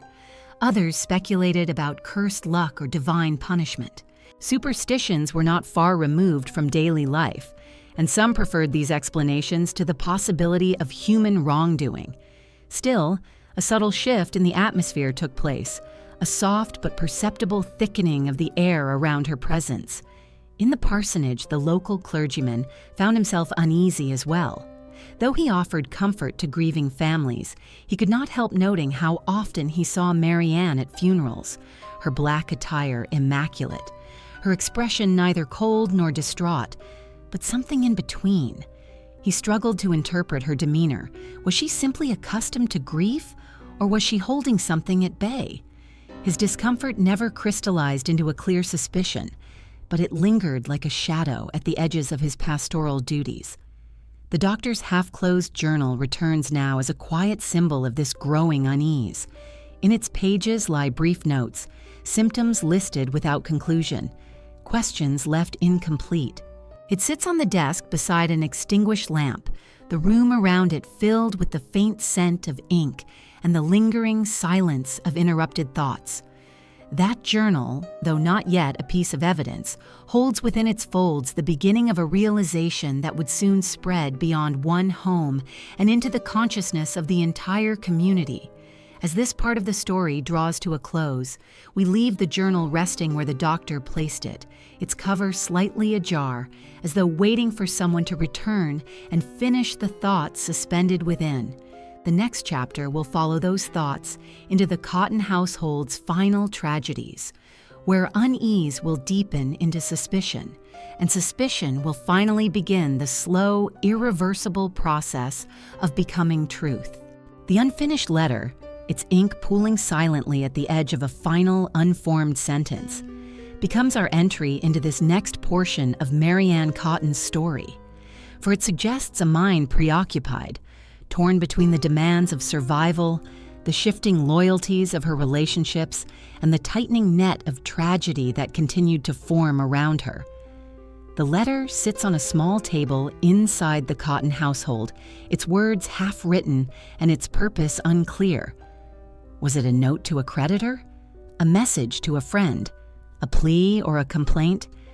We cannot know, yet its incompleteness hints at an interruption, a moment when Marianne's attention was pulled once more toward the sick room, the children, or the frail husband whose health was beginning to fail. That fragment, left suspended in ink, mirrors the state of her life at this time, a life unraveling quietly, discreetly, like a thread pulled steadily from the seam of a garment worn thin. In the months after the deaths of the children in her care and the uneasy whispers that began to circulate, Marianne's marriage to Frederick Cotton grew increasingly strained. He had entered the relationship seeking comfort and stability after the loss of his first wife, believing that the calm and composed woman who tended to his household would bring order to his grief. But illness shadowed the household with unsettling persistence, and his own health had begun to falter in ways that echoed the patterns seen in her previous marriages. Frederick suffered from stomach pains, bouts of vomiting, and a gradual weakening that no tonic or broth could alleviate. He missed work, grew anxious about debts, and confided in neighbors that something in the household felt amiss, though he could not give shape to the unease. Marianne tended to him dutifully, preparing mixtures that she claimed would soothe his ailments, adjusting his blankets, speaking softly as she encouraged him to rest. The role of caretaker had become second nature to her, and she performed it with a calmness that some found admirable. But there were those in the community who noted how often her husbands and children fell ill in her presence, and their whispered concerns began to drift toward the edges of Frederick's world. At the same time, Marianne's relationship with Joseph Nattrass continued to complicate the household's dynamics. Nattrass, who had once been her lover, now lived intermittently with the family, offering help when needed and occupying a peculiar position that neighbors could not fully understand. He appeared comfortable in the home, perhaps too comfortable for a mere lodger, and his presence raised quiet questions that no one dared voice aloud. Frederick was aware of Nattrass's closeness to Marianne, though whether he knew the full extent of their connection remains uncertain. Some later accounts suggest that Frederick feared Nattrass, or at least distrusted him, yet others claim he believed the man simply sought to assist the family. In either case, the uneasy triangle that formed within the Cotton household added to the tension pressing upon the already fragile family. Money, too, played a persistent and unsettling role. Marianne's conversations increasingly turned to finances, how difficult it was to keep the household running, how debts were accumulating, how important it was for Frederick to consider insurance arrangements that could protect the family should his health worsen. These discussions, though not unusual in struggling households, seemed to take on a sharper tone in her voice, as though she were planning for contingencies that others could not yet see. Frederick balked at some of her suggestions, sensing perhaps that death had come too often, too conveniently to those around her. His hesitation led to quarrels, small but significant, leaving the couple strained in their interactions. The unfinished letter on the table may have been written in the aftermath of one such dispute, the ink reflecting the unsettled emotions she did not express aloud. Then, as had happened so many times before, illness spread through the household. Frederick's symptoms intensified, resembling those of her previous husband's with eerie precision. His vitality drained away day by day, leaving him pale, weak, and fearful. The doctor who visited noted the same recurring signs he had seen in other patients connected to Marianne, though he could not yet form the suspicion that history would later deem so obvious. Victorian medicine lacked the means to identify arsenic reliably in a living patient, and the line between natural disease and poisoning blurred under the limitations of the age. When Frederick finally succumbed, the doctor certified his death as the result of gastric fever or typhoid, diagnoses that were both common and unquestioned. Frederick's death placed Mary Ann once more in the role of mourning widow, though by now the pattern had grown so sharp that even the most charitable observers found themselves shifting uneasily. She handled the arrangements with her usual composure, making inquiries about funeral costs, settling small debts, and speaking of the difficulties she faced as a woman left alone with dependents. But scarcely had Frederick been laid to rest when yet another tragedy struck, one that would become the pivotal point of her downfall. Charles Edward Cotton, Frederick's young son, fell ill next. His sickness emerged suddenly, beginning with the same symptoms that had claimed so many before him. Charles was a gentle boy, known to neighbors for his quiet manner, and his decline quickly drew the community's attention. Some believed he had inherited a weak constitution from his parents. Others wondered whether the household itself was cursed by misfortune. Yet there were a few, very few, who began to suspect that these repeated tragedies pointed towards something more deliberate. When Mary Ann took Charles to the local workhouse infirmary seeking relief, she spoke openly of her desire to remove him from her care, claiming his presence hindered her ability to find employment. These words, spoken without the restraint expected of a grieving mother, startled those who heard them.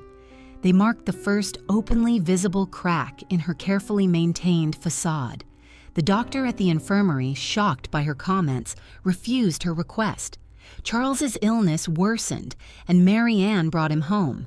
His final days were marked by the same combination of tenderness and detachment that had characterized her relationships with other children. She tended to him, offered him spoonfuls of broth, wiped his fevered brow, and watched as his life slipped away. His death, however, did not pass quietly. The neighbors, the doctor, and the officials who had heard her earlier remarks finally felt the prick of certainty that had eluded them for years. The pattern that once hovered at the edges of perception now stood in plain view. And so we leave this chapter with the image of the unfinished letter, its ink still glistening faintly under the fading light. It captures the moment when Mary Ann's control over her narrative began to waver, when the carefully balanced structure of her life buckled under the weight of suspicion that could no longer be contained. The next chapter will carry us into the moment when those unspoken doubts break into the open, and the long-hidden truth begins its slow rise toward daylight. The stillness of the child's room after dawn becomes the threshold into this darkest turning, for it was in that silent space where the faint warmth of a small body had only hours before clung to the blankets that the first unmistakable crack in Mary Ann Cotton's long shifting facade finally revealed itself. The quiet of early morning has a way of amplifying absence, making the empty bed feel heavier than any presence could, and it was in this atmosphere of fragile hush that neighbors, doctors, and parish officials began to feel that something had crossed an invisible boundary. Charles Edward Cotton's final breath did more than end a young life. It awakened a collective realization long gestating beneath layers of denial and sympathetic assumptions. Charles had been a delicate child, slight in frame, soft in manner, the kind of boy who drew protective instincts from adults. In the weeks leading to his death, he had been seen walking slowly, his head hanging low, his expression faintly clouded. His illnesses, though sudden, did not shock the townspeople at first. Children fell ill frequently, their bodies strained by poverty, poor nutrition, and the harsh winds that swept through the mining villages. Yet when Mary Ann brought him to the infirmary, her words pierced the fragile social fabric that had long sheltered her from suspicion. She complained that Charles was in her way, that he prevented her from securing employment, that his presence was an inconvenience in a life already pressed by hardship. The phrase lingered in the air long after it was spoken, repeated by those who overheard or heard of it secondhand. A mother might speak of exhaustion or worry, but rarely did one speak of a child as an impediment to opportunity. It was this remark, sharper, colder, more revealing than she intended, that finally disrupted the quiet tolerance that had attended the tragedies surrounding her. The doctor at the workhouse infirmary, startled by her tone, refused to admit Charles. He insisted she bring him home and care for him herself. It was a decision that carried a sense of urgency, for he had begun to feel that some unknown harm might befall the boy if he were left in her hands without oversight. His instincts, so long overshadowed by medical uncertainties, rose into clearer focus. When Charles died not long after being returned to her care, the circumstances no longer passed as mere misfortune. The sequence was too swift, too familiar in its echo of past patterns. The fever, the vomiting, the stomach pain, the weakness, the final collapse, all elements that had followed Mary Ann from one household to the next. News traveled quickly. Neighbors spoke in hushed voices outside their cottages, leaning in close as though afraid the air itself might overhear. Some recalled her earlier tragedies and found that their memories no longer aligned comfortably with the explanations they had once accepted.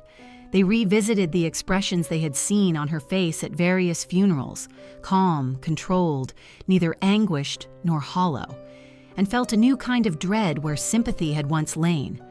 Others spoke of her movements, her leaving and arriving, her insistence on insurance, her ability to start anew after each loss. What had once seemed resilience began to appear as something colder. The town's collective memory, once scattered, began to braid itself into a single troubling strand. The parish official, Thomas Riley, emerged as a central figure in this unfolding suspicion. He had spoken with Mary Ann only a day before Charles died, and his recollection of the encounter became pivotal. She had told him that Charles was sick and near death, but then added, without sorrow, that his passing would make her life easier. Riley, shocked, felt a surge of distrust he could not ignore. He refused to process her request for poor relief or to assist with arrangements of any kind, declaring instead that she must seek employment while the boy was still alive. His intuition, sharpened by the incongruence between her words and the maternal instincts expected of a mother, led him to speak to the authorities after Charles's death. His report did not accuse her directly. Rather, it cast a glow of suspicion that others quickly recognized as the truth they had long been avoiding. Charles's body was examined with growing attention. The doctor, now viewing the symptoms through a different lens, found himself unable to dismiss the possibility of poison. Arsenic, abundant in household items and used commonly in many trades, left traces that were often difficult to detect without careful scrutiny. But the pattern, the unmistakable repetition of the same symptoms across homes, husbands, children, gave weight to the suspicion. An exhumation was ordered, marking the first decisive action taken in a case that had remained invisible for years. The moment the authorities agreed to dig into the soil and retrieve the child's small body represented a turning point, not only in Mary Ann's story, but in the town's collective psyche. That stillness in the room after dawn, once a private grief, had rippled outward into a public reckoning. As the investigation deepened, Mary Ann found herself navigating the sharp edges of a shifting narrative. She attempted to speak as she always had, with composure, with rational explanations, with claims of illness and circumstance, but the words no longer carried the weight they once had. The town was no longer willing to accept the story of endless misfortune. The very control she had relied upon now worked against her. Her calm demeanor, once seen as strength, now appeared as indifference. Her steady voice, once reassuring, seemed eerily detached. Those who had once offered sympathy now turned their gazes away, their expressions taut with fear or disbelief. Even the physical spaces she occupied began to feel altered. The rooms where she had nursed the sick, the yards where children had played before falling ill, the kitchens where she stirred meals and tonics, each now carried an invisible heaviness. The sense of domestic safety around her eroded. People who had once welcomed her into their homes now locked their doors more tightly. The Cotton household itself, stripped of its life and noise, became a place of unsettling quiet. The chair where Charles had sat, the small bedside table holding a cup of water or a folded shirt, the blankets she had drawn around him, all remained as artifacts of a life cut short, but also as silent witnesses to events whose explanations no longer seemed benign. Rumors began to spread beyond the immediate community. Nearby villages took notice, recalling her movements through their own parishes. Some remembered deaths that felt too similar to dismiss, and letters were exchanged between officials as fragments of her past were pieced together. What had once been isolated tragedies revealed themselves as parts of a wider pattern. The town, once hesitant to speak, now found itself driven by a need to understand how such horrors could have unfolded in plain sight. As this part of Marianne's story draws to its close, the stillness of the child's room lingers, unchanged. The dawn light that once fell softly across the small bed now seems sharper, colder, illuminating the absence that started a chain reaction from which there would be no return. That silence, once intimate and sorrowful, now carries the weight of evidence. The next chapter will bring us into the world of investigation proper, exhumations, testimonies, forensic stirrings, and the slow, inevitable march toward her arrest, where the truths long hidden beneath layers of denial finally step into the open air. The faint scrape of a spade in wet soil becomes our gateway into this next part of Marianne Cotton's tale, for it is in that slow, deliberate sound, metal biting gently into earth still heavy with night's moisture, that the transition from whispered suspicion to formal investigation truly begins. The exhumation of Charles Edward Cotton's small body marked a moment when the quiet dread that had hovered at the edge of the community's awareness stepped fully into daylight. Until then, the tragedies surrounding Marianne had lived largely in the realm of unspoken thought, private discomforts, uneasy glances, recollections that felt troubling only when examined closely. But when the ground was opened and the coffin lifted, the community crossed an invisible boundary. What had been conjecture became inquiry, and what had been sorrow took on the shape of evidence.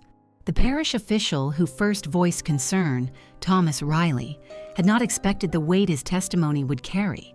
He had merely reported what he had heard, Marianne's startling declaration that Charles's death would make her life easier. Such a sentiment was shocking enough, yet Riley did not accuse her outright. Rather, he expressed a deep unease that aligned with the growing whispers in the town. When Charles's body was examined, the doctor found himself revisiting symptoms he had seen too often in her presence: vomiting, stomach cramps, sudden decline. And now, with the memory of Marianne's chilling remark, the interpretation of these signs shifted sharply. The doctor's once benign diagnoses no longer seemed adequate.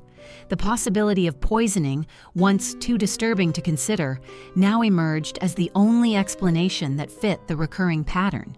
The decision to exhume was not taken lightly. Victorian England was steeped in religious reverence for the dead, and disturbing a grave was an act that carried emotional and ethical gravity. Yet the circumstances demanded it, for if there was any truth to the suspicions forming around Marianne, the evidence would be found in the remains themselves. As the spades worked, the onlookers kept a respectful distance, though their eyes betrayed a mixture of fear, curiosity, and disbelief. Some had known the child, had seen him play, had heard his soft voice echo in the lane. Others had known Marianne, had spoken with her, visited her home, or even shared in her grief. The idea that she might have caused the suffering she had so calmly tended was almost too unsettling to accept, and yet the undeniable weight of the pattern pressed against their minds. When the coffin was opened and the examination began, the findings confirmed the darkest suspicions. Traces of arsenic were detected in the child's body, enough to explain the symptoms that had puzzled the doctors. arsenic was a poison both common and insidious, used in rat poison, dyes, household products, and many trades. It was easy to obtain, difficult to detect without chemical analysis, and capable of producing symptoms identical to many natural diseases of the era. The discovery of arsenic did not automatically prove malicious intent. Accidental poisoning was not impossible, but the context, the sequence of deaths, the insurance claims, Mary Ann's own words, and her history across multiple households left little room for innocent explanations. The investigation widened quickly. Officials began connecting the threads of her past, discovering that death had followed her from place to place with disturbing regularity. Exhumations were considered for others associated with her, though not all were carried out. Medical officers from different towns compared notes, finding striking similarities between the cases. They recalled husbands who had suffered lingering gastric troubles, children who had wasted away without infection spreading to others, and Mary Ann's calm presence at each bedside. The accumulated testimonies, some vague, some precise, some hesitant, coalesced into a portrait of a woman who moved through households like a quiet storm, leaving sorrow in her wake. Mary Ann herself attempted to maintain her composure as the investigation deepened. She had relied for years on her ability to appear steady, to project an air of self-control that disarmed suspicion and attracted trust. In conversations with neighbors, she insisted that she had done nothing wrong, that the deaths were tragic but natural, that she was the victim of cruel circumstance rather than its cause. Yet even as she spoke, the tone of her voice and the expression in her eyes began to betray the strain beneath her calm facade. She had always been able to move forward quickly after each loss, but now she found herself stalled, surrounded by a community no longer willing to extend sympathy or doubt the obvious. Investigators questioned her movements, her financial dealings, her relationships with husbands and lovers. Insurance policies, once seen as prudent precautions, were now viewed with suspicion. Why had so many of her spouses carried policies payable to her? Why had she spoken so often of money during their illnesses? Why had she pressed James Robinson, Frederick Cotton, and even Nattrass to take out insurance or manage their savings in ways that benefited her? These inquiries revealed a pattern too clear to dismiss, and the investigators grew increasingly confident that her actions had been calculated rather than coincidental. The arrest came quietly, without dramatic confrontation. Mary Ann was taken into custody on suspicion of murder, and the town exhaled a long, suppressed breath of relief, fear, and incredulity. Some could not believe it even then, insisting that she must have been unfortunate, misunderstood, or falsely accused. Others felt vindicated, their private doubts finally acknowledged. Children whispered her name as though it belonged to a character from a ghost story. Women spoke of her with a mixture of revulsion and pity, wondering how someone so outwardly ordinary could be linked to such horrors. Men shook their heads and reflected on the fragility of life, the unpredictability of fate, and the unsettling truth that evil can sometimes wear a mask of gentleness. As Mary Ann awaited trial, the investigation continued, with authorities uncovering ever more threads that reinforced the charges against her. Letters were found, testimonies gathered, and medical records re-examined. Each piece of information, once isolated, now fell into place like parts of a puzzle long scattered. The more investigators learned, the more horrifying the picture became. She was not simply a widow who had endured repeated misfortune. She was, as the judge would later describe her, a woman who had turned misfortune into method. And yet, even in her darkest hour, ambiguity lingered. Was she entirely cold in her actions, or did desperation shape her choices? Did she see herself as a survivor in a world that offered her few protections? Or did she cultivate a darkness long hidden beneath her composed exterior? These questions hover unresolved, for though evidence can reveal what happened, it cannot fully expose the inner workings of a human heart. We leave this chapter with the sound of that spade scraping the wet soil, the echo fading as the truth it uncovered begins its slow ascent. The investigation has awakened, the community has stirred from denial, and Mary Ann now stands on the threshold of the legal reckoning that will define her legacy. The next chapter will bring us into the realm of her arrest, her interrogation, and the public's divided response as the first pieces of evidence move steadily toward judgment. The long shadows cast by the iron bars across the stone floor form the quiet threshold into this stage of the tale. For Mary Ann Cotton's arrest marked the moment when suspicion ceased to drift like mist and condensed into a shape that the community, and soon the nation, could no longer turn away from. Those bars, their cold silhouette stretching across the dim light of the holding cell, symbolized a shift not only in Mary Ann's circumstances, but in the tone of the entire investigation. Until now, she had moved through the world with a strange combination of fragility and resilience, a woman who seemed always to stand in doorways, between stability and poverty, between caregiving and loss, between suspicion and innocence.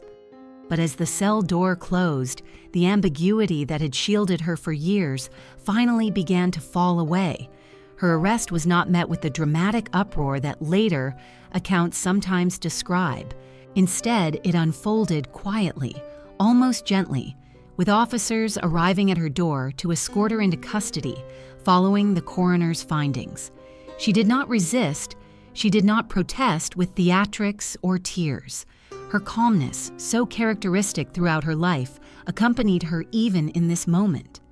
Some witnesses later said that she appeared more perplexed than afraid, as though she believed firmly in her ability to explain everything once given the chance. Others felt she carried a faint defiance, a quiet confidence that the world would not dare condemn a woman of her composure, her tidiness, her adherence to the roles society had carved out for her. Whatever the truth, she walked steadily with the officers, leaving behind a house that had grown unnervingly quiet, its rooms stripped of the living voices that once softened its walls. As she was brought into the station for questioning, the murmurs in the town grew louder, though never in the form of open accusations. Groups of neighbors gathered discreetly in doorways or shared whispers near the pump well, trying to process what her arrest meant. Some insisted that there had been a misunderstanding, that the tragedies around her were simply a cruel twist of fate. Others admitted, with discomfort, that they had long felt something unsettling in her presence, but lacked the courage to voice their intuitions. There were those who remembered her tender gestures toward children, her patience with the elderly, the neatness with which she kept her home, and could not reconcile these qualities with the monstrous acts now attributed to her. And there were others who, for the first time, felt their unspoken fears validated, the sense that a darkness had indeed been moving quietly among them. The Victorian press, always eager for stories that blurred the line between moral instruction and lurid fascination, seized upon her case with unsettling enthusiasm. Newspapers across England carried her name in bold letters, describing her as a modern Medea, a female poisoner, or a woman of violet shadow. Phrases meant less to capture truth than to provoke reaction. Reporters speculated about her motives, her upbringing, her character, and her supposed cunning, weaving a narrative that portrayed her not merely as a criminal, but as a symbolic threat to the ideals of Victorian womanhood itself. In an era that idealized women as gentle guardians of the home, the notion of a woman wielding poison, manipulating death, and moving through domestic spaces with lethal intent struck deeply at the social consciousness. It raised unsettling questions about vulnerability, trust, and the unseen dangers that could lurk behind familiar roles. And yet, within the prison walls, Mary Ann faced these accusations with the same quiet reserve that had long defined her demeanor. During interrogations, she maintained her innocence, offering explanations for each tragedy. She spoke of illness, of the unpredictability of life, of her misfortunes in marriage and motherhood. When asked about the deaths in the Cotton household, she insisted they had been caused by natural ailments. When questioned about the presence of arsenic, she claimed no knowledge of poisoning. To those who had not yet made up their minds, her calmness could appear convincing, even sympathetic. But to investigators, the steady tone of her responses seemed less like innocence and more like practiced deflection. Her composure raised another unsettling question. Did she truly believe in her innocence? Could it be that her own mind had woven a narrative that absolved her of guilt, allowing her to move through tragedy without recognizing her role in it? Or was her calmness a deliberate strategy, a mask worn so seamlessly that it appeared natural? These questions hovered among those who observed her closely, though answers were elusive. The human mind can deceive itself as deftly as it deceives others, and her still expression offered no hint of the thoughts moving beneath its surface. Meanwhile, the community endured an emotional fracture. Some people, especially women who had known her in domestic contexts, found themselves struggling with the fear that someone they had trusted, someone they had perhaps even admired, could harbor such malice.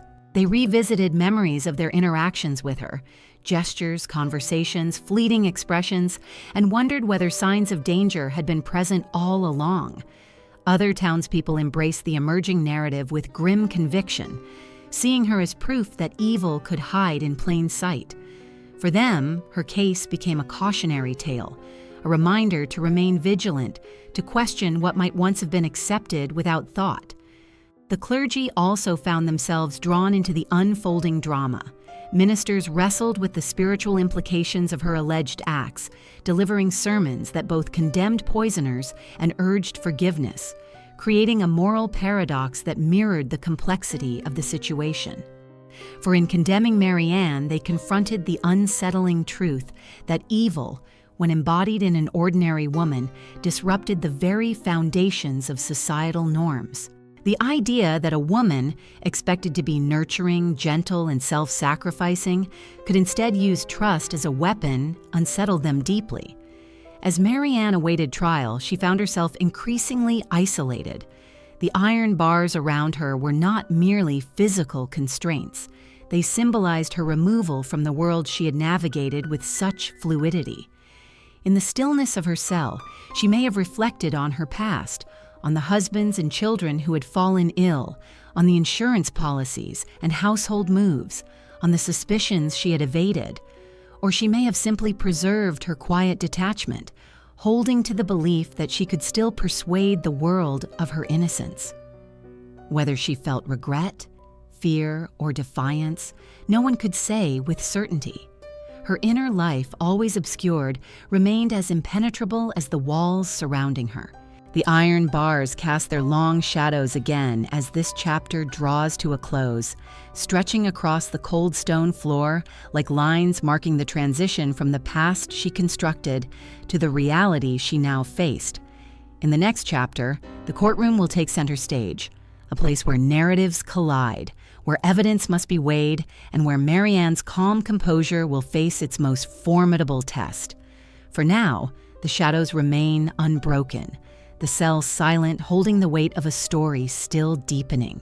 The judge's gavel, resting motionless on the bench, becomes our quiet entrance into this next part of the story, for its stillness symbolizes the hush that fell over the courtroom when Mary Ann Cotton was brought to stand before the law, a hush not born of respect alone, but of fascination, dread, and the unsettling realization that the truth of her life would now be shaped not by whispers or speculation, but by testimonies, arguments, and the imperfect machinery of Victorian justice.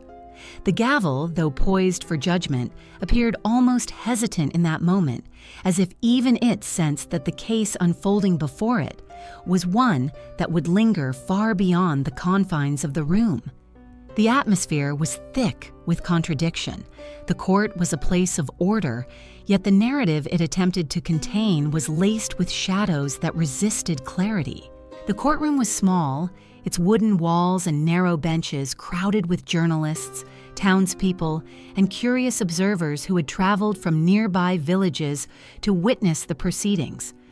Outside, the November air hung heavy and damp, But inside the room, the air was warmer, close, charged with the tension of eyes fixed upon Mary Ann as she took her place at the front. She appeared composed, as she always had, her dark clothing neatly pressed, her face calm, her gaze level. There was no trembling, no visible fear, no frantic pleas. Instead, she maintained a quiet dignity that unsettled many who came expecting signs of remorse or guilt. Some whispered that she looked too confident, too serene. Others noted that she seemed merely resigned, as if long accustomed to suffering and misunderstanding. But whatever they believed, none could deny the striking contrast between her outward composure and the horrifying allegations arrayed against her. The prosecution began by presenting the case of Charles Edward Cotton, whose arsenic-laced remains had prompted the investigation. The medical testimony was meticulous, though limited by the tools of the time. The doctor described the symptoms he had witnessed: vomiting, stomach cramps, weakness, and the chemical tests that revealed arsenic within the child's body.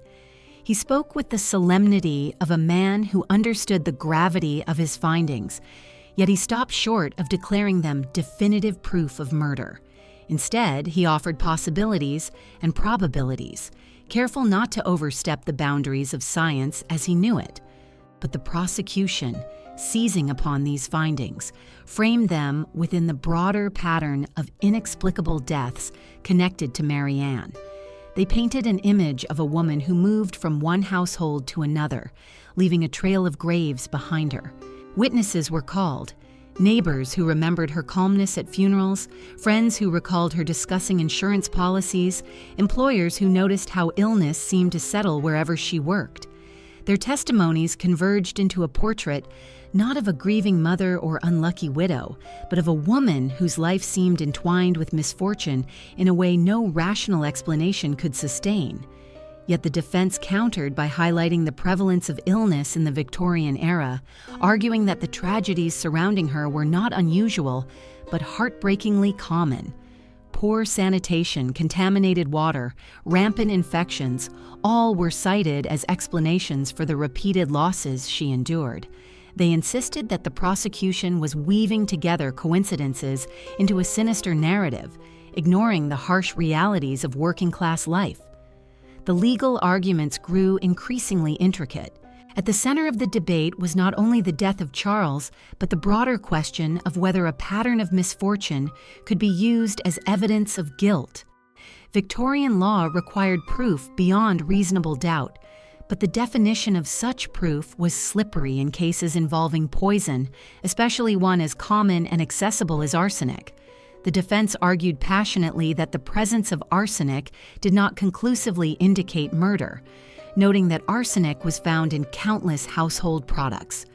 Was it not possible, they asked, that Charles had ingested it accidentally? Could contaminated wallpaper, water sources, or rat poison have been the true culprit? The questions were compelling, and they revealed the core tension of the trial: whether the evidence spoke clearly or whether it murmured ambiguously enough to leave room for doubt.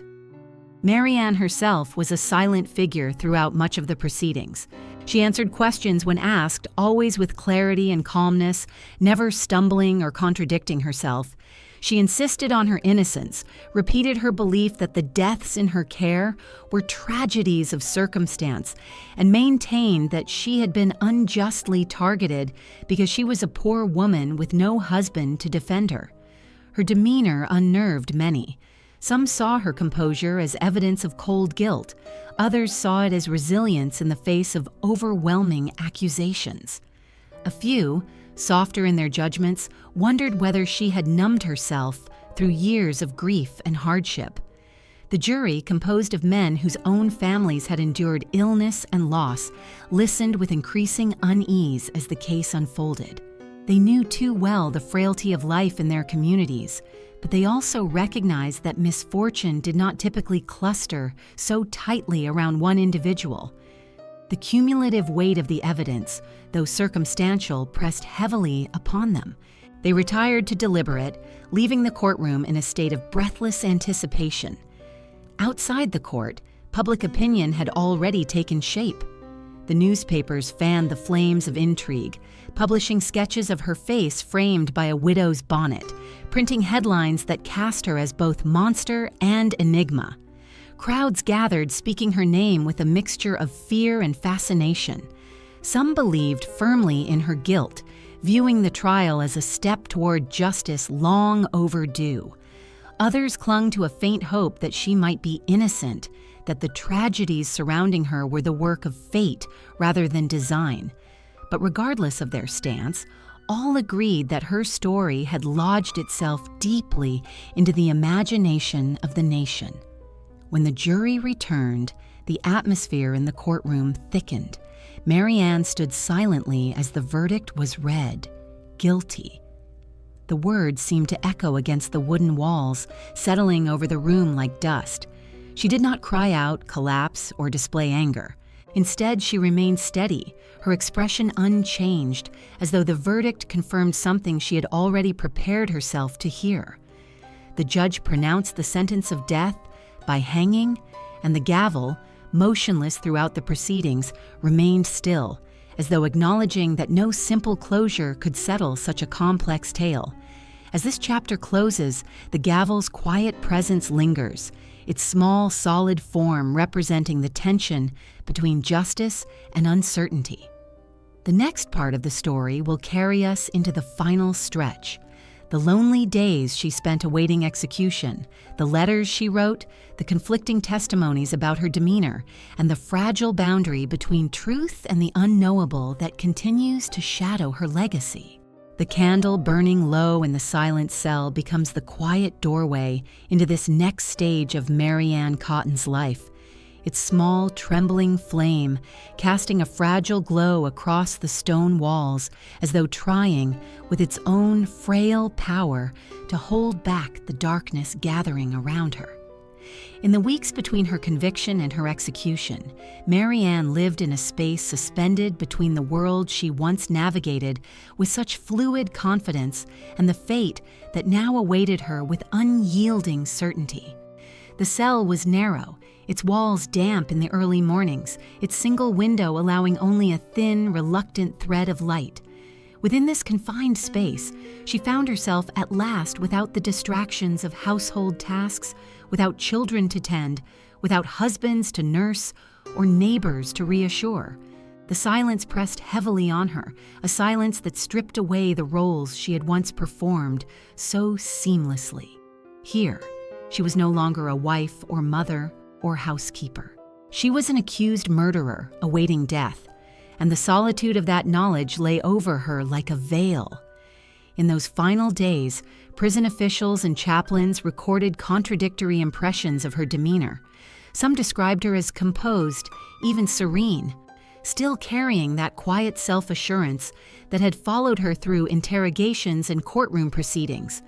They noted that she spoke with clarity, asked practical questions about her meals and clothing, and maintained a kind of elegance even in captivity. Others, however, glimpsed moments when her composure faltered, when she seemed lost in thought or briefly overcome by the strangeness of her new reality. They saw the faint tremor in her hands as she folded her shawl, or the way her gaze lingered too long on the flickering candlelight as though searching for something beyond the reach of its glow. These glimpses, though fleeting, suggested that beneath her outward calm lay an inner landscape far less steady. Mary Ann wrote letters during this time, letters to friends, to supporters, to her legal advisors, pleading her innocence and insisting that she had been misunderstood, misrepresented, and wrongly condemned. In these letters, her voice was firm, almost urgent. She spoke of injustice, of the pain of being separated from her surviving children, of her fear that the world would remember her not for what she claimed she had endured, but for what she was now accused of being. She denied poisoning anyone, repeated that death had followed her through life like a cruel fate she could never escape, and insisted that her composure had been mistaken for coldness. To some, these letters reflected a desperate attempt to preserve dignity.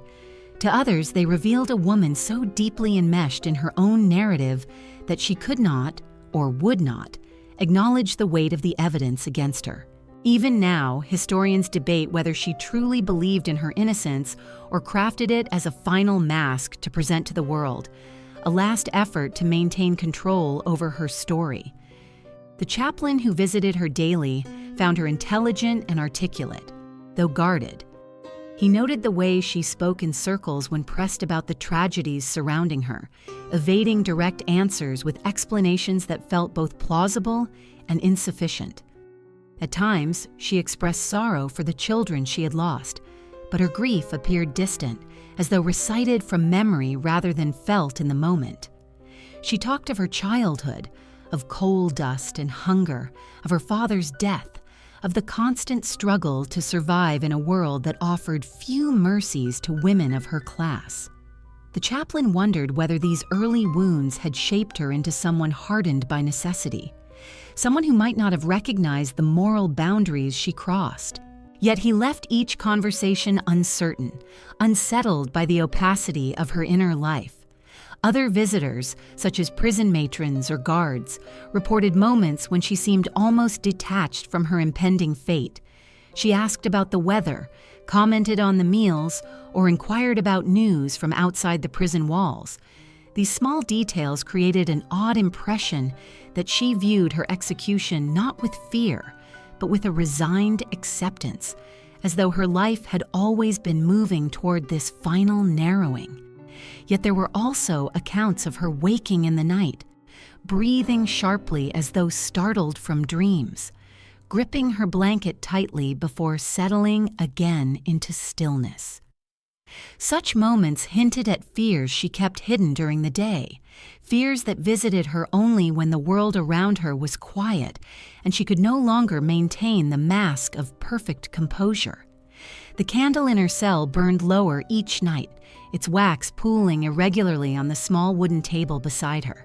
It may have reminded her of the bedside vigils she had kept for her husbands and children, those long nights in dim rooms where she sat watching someone fade into silence. Whether she saw these parallels or pushed them from her mind will never be known, but it is not difficult to imagine her contemplating, in the privacy of her solitude, the many deaths that had shaped her life. Did she recall the symptoms that had repeated themselves so often? Vomiting, cramping, weakness? Did she recall the moments when she stood beside graves, or accepted insurance payments, or prepared to leave one town for another? Or did she hold fast to the belief that fate, not her own actions, had carved these patterns through her existence? The candle's flame, wavering gently, may have illuminated such questions without offering answers. Outside the prison walls, the public waited with morbid fascination. Newspapers printed detailed accounts of her trial and imprisonment, speculating on her thoughts, her guilt, her composure. Crowds gathered near the prison gates, hoping for glimpses of her or for news about her execution date. Some felt sympathy for her, viewing her as a tragic figure trapped by poverty and circumstance. Others saw her as a symbol of moral corruption, a woman who had betrayed the trust placed in her as a caregiver.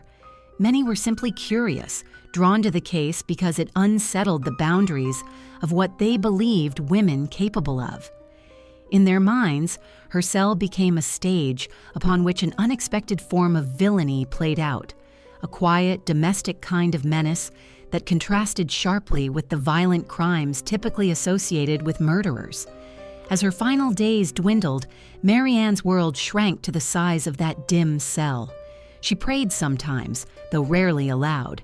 She wrote fewer letters. She slept for long stretches or lay awake listening to the faint sounds of guards' footsteps echoing down the corridor. The candle burned lower still, its flame narrowing into a thin, trembling thread of light. And in that small flame, perhaps she saw a reflection of her own life, bright in moments, flickering in others, ultimately consumed by forces she had shaped or been shaped by, depending on how one chooses to interpret the story. When the candle finally guttered, leaving the room in near darkness, the quiet seemed to settle more deeply than before, wrapping itself around her and marking the threshold between the waiting and what would come next. The next chapter will lead us into the final morning of her life. the walk to the gallows, and the ways in which the world responded to her last earthly moments. Moments that would seal her legacy and send her story echoing into history. The rope swaying gently after the crowd had dispersed becomes the stark threshold into this chapter, for it symbolizes the moment when Mary Ann Cotton's story shifted from the complicated realm of the living into the fixed, irreversible stillness of death. The execution of a woman, especially a woman accused of crimes as unsettling as hers, always carried a peculiar gravity in Victorian England, a mixture of moral reckoning and deep public unease. And so the morning of her hanging drew crowds to the gates of Durham jail, people pressing forward to witness a moment they told themselves was justice, though many could not escape an undercurrent of dread as they waited beneath a gray, heavy sky. The hours before dawn inside the prison passed in slow, muted rituals. Mary Ann rose when instructed, though she had not slept deeply. The chill of early morning seeped through the stones, touching her skin with a cold that felt less like weather and more like a shadow settling upon her. She dressed carefully with the assistance of the matron, her hands steady, her expression composed in the same remarkable way that had defined her demeanor throughout her trial and imprisonment. Whether this composure was born of resignation, determination, or something more inscrutable remained impossible to discern. The chaplain came to sit with her in the final minutes, praying in a low voice, reading passages meant to offer comfort or inspire remorse. Some accounts claim she listened with polite attentiveness. Others say her gaze drifted toward the small barred window, watching the faint morning light grow stronger. Perhaps her thoughts were on her children, scattered and surviving without her. Perhaps on the many graves that lined her past, or perhaps she held tightly to her claim of innocence until the very last moment, unable or unwilling to see herself through the eyes of her accusers. When the appointed hour arrived, she was escorted from her cell by the executioner and his assistants. The corridor echoed faintly with the measured steps of the procession, though the silence between each footfall seemed louder still. The rope, prepared with practiced precision, awaited her outside in the courtyard, its coarse fibers coiled and still, holding in its form the culmination of months of investigation, testimony, fear, and disbelief. For those watching from the surrounding walls, the sight of Mary Ann stepping into the cold air must have been striking. She appeared smaller than many expected, wrapped in dark clothing, her face pale beneath the morning light, yet she walked with a steadiness that unsettled some observers, as though she were determined to meet her fate without faltering. There are accounts, though they vary, claiming that she whispered something to the chaplain or to the executioner, words lost to history or embellished by the newspapers hungry for sensational detail. Some say she maintained her innocence one final time, stating simply, "I am not guilty." Others suggest she said nothing at all, preserving her composure in silence. Whatever the truth, the moment carried an uncanny weight, the final breath of a woman whose life had been woven from contradictions, uncertainties, and tragedies that would long outlive her. The crowd gathered outside the prison gates could not see the exact moment of her death, but they felt it all the same. When the news spread through the murmuring throng that the execution had been carried out, a hush fell over them, a hush that was not triumph nor relief, but a heavy, reflective silence. It is one thing to read about a murderer in the newspapers, quite another to stand near the place where her life ended and feel the unsettling recognition that evil or misfortune, depending on one's interpretation, had walked in human form. Women in the crowd clutched their shawls more tightly. Men lowered their heads. Children shivered, though the morning was mild. Some left immediately, uneasy with what they had witnessed, even from a distance. Others lingered, whispering about the unnatural calm that had defined Mary Ann's demeanor until the very end. Inside the prison, officials recorded the event with clinical detachment, noting the time of death, the position of the body, the procedures carried out. They had performed their duty as the law required, yet even among them there were those who later admitted feeling strangely unsettled. Hanging a woman, especially one who appeared outwardly composed, almost ordinary, challenged something in the conscience. Some wondered whether her crimes had indeed been proven beyond all doubt. Others acknowledged that the patterns surrounding her life were too numerous, too consistent to dismiss. And still others found themselves thinking not of guilt or innocence, but of the children who had died, the husbands who had withered under her care, and the quiet domestic spaces where tragedy had entered, like a soft, unannounced visitor. After the execution, Mary Ann's body was buried within the prison grounds, the grave unmarked, reflecting the era's common practice for executed criminals.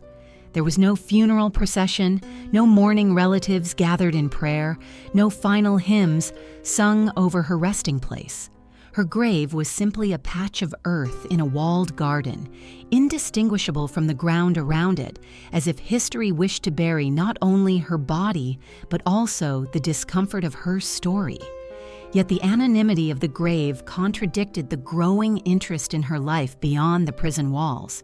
Newspapers continued to publish articles about her, recounting the details of her crimes, revisiting testimonies, speculating about her motives.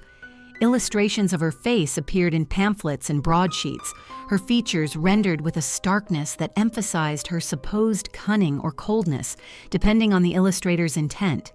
But even as her notoriety grew, the truth of her inner self remained elusive.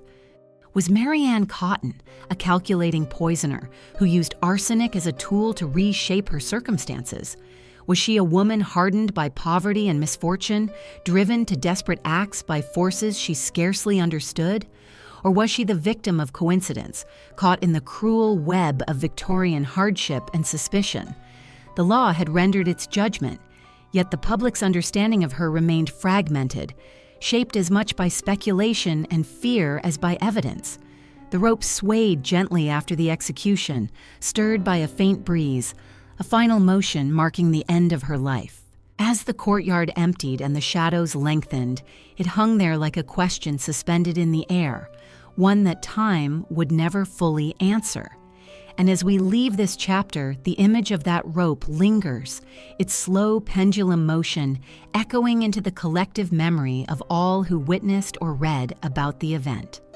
The next part will lead us into the quieter aftermath, not the noise of the crowd or the sharp finality of the gallows, but the lingering echoes left behind in the families affected, the towns unsettled, and the spaces that still seemed to carry the weight of her presence long after she was gone.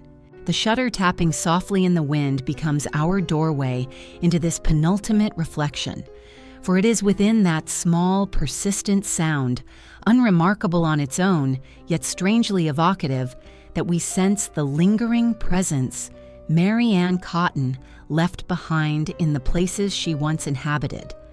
Long after her execution, the houses, the lanes, the quiet rooms, and the communities touched by her life seem to hold an echo of the tragedies that unfolded there.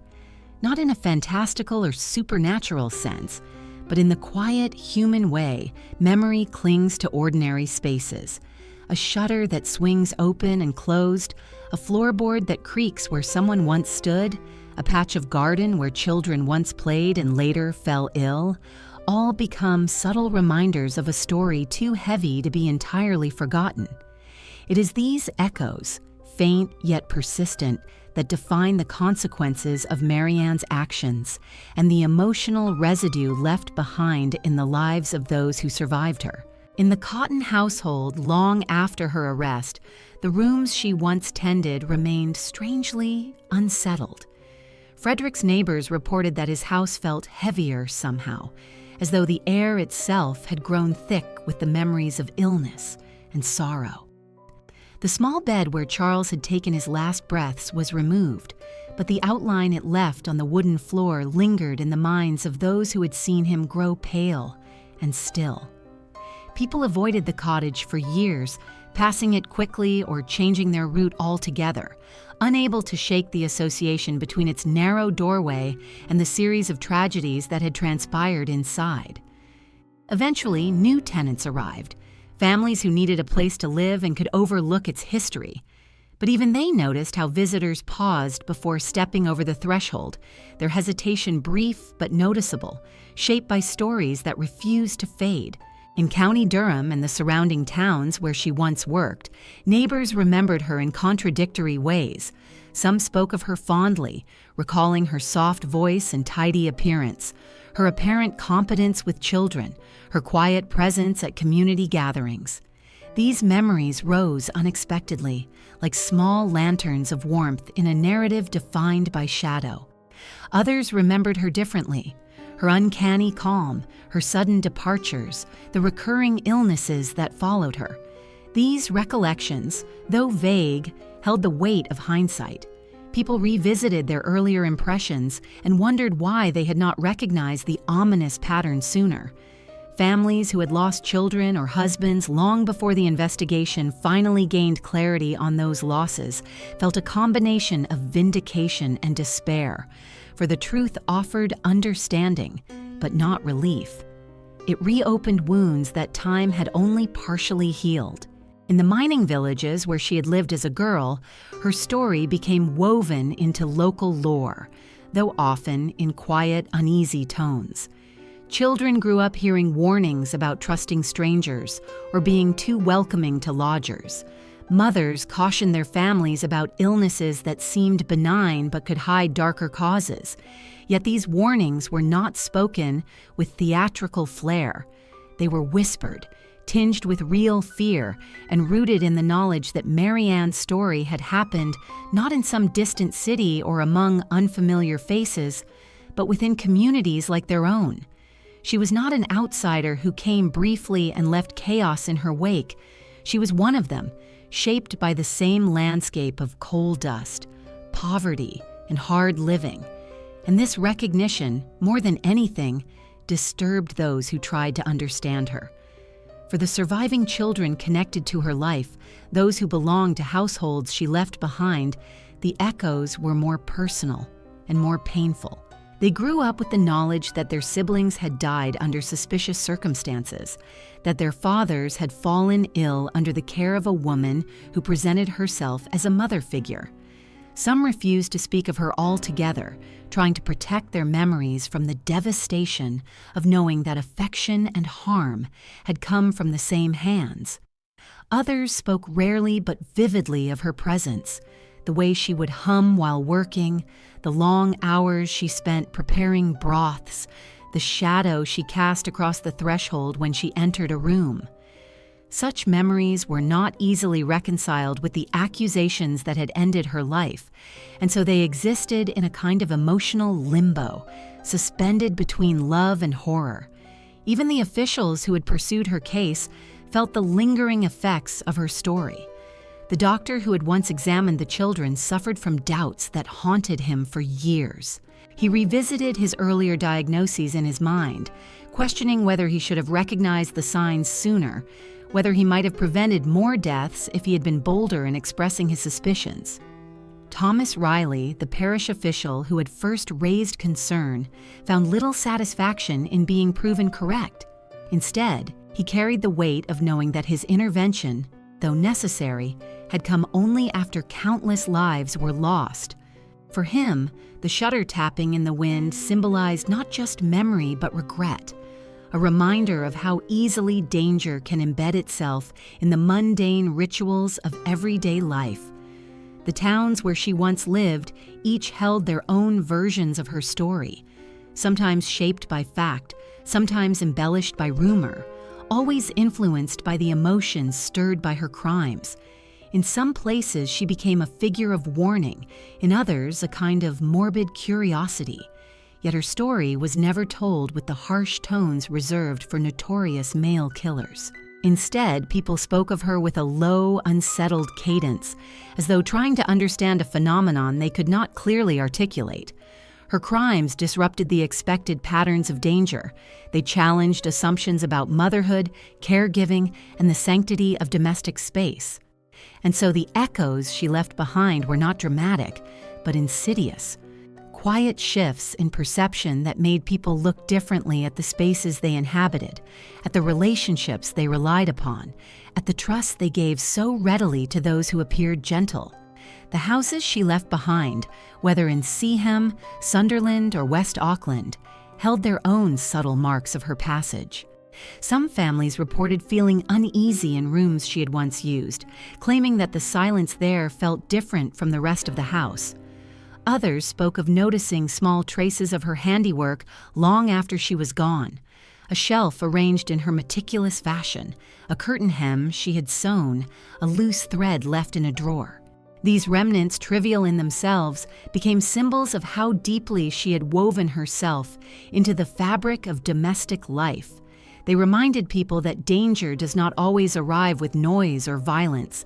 Sometimes it hums softly in the background, blending seamlessly into the rhythms of ordinary living.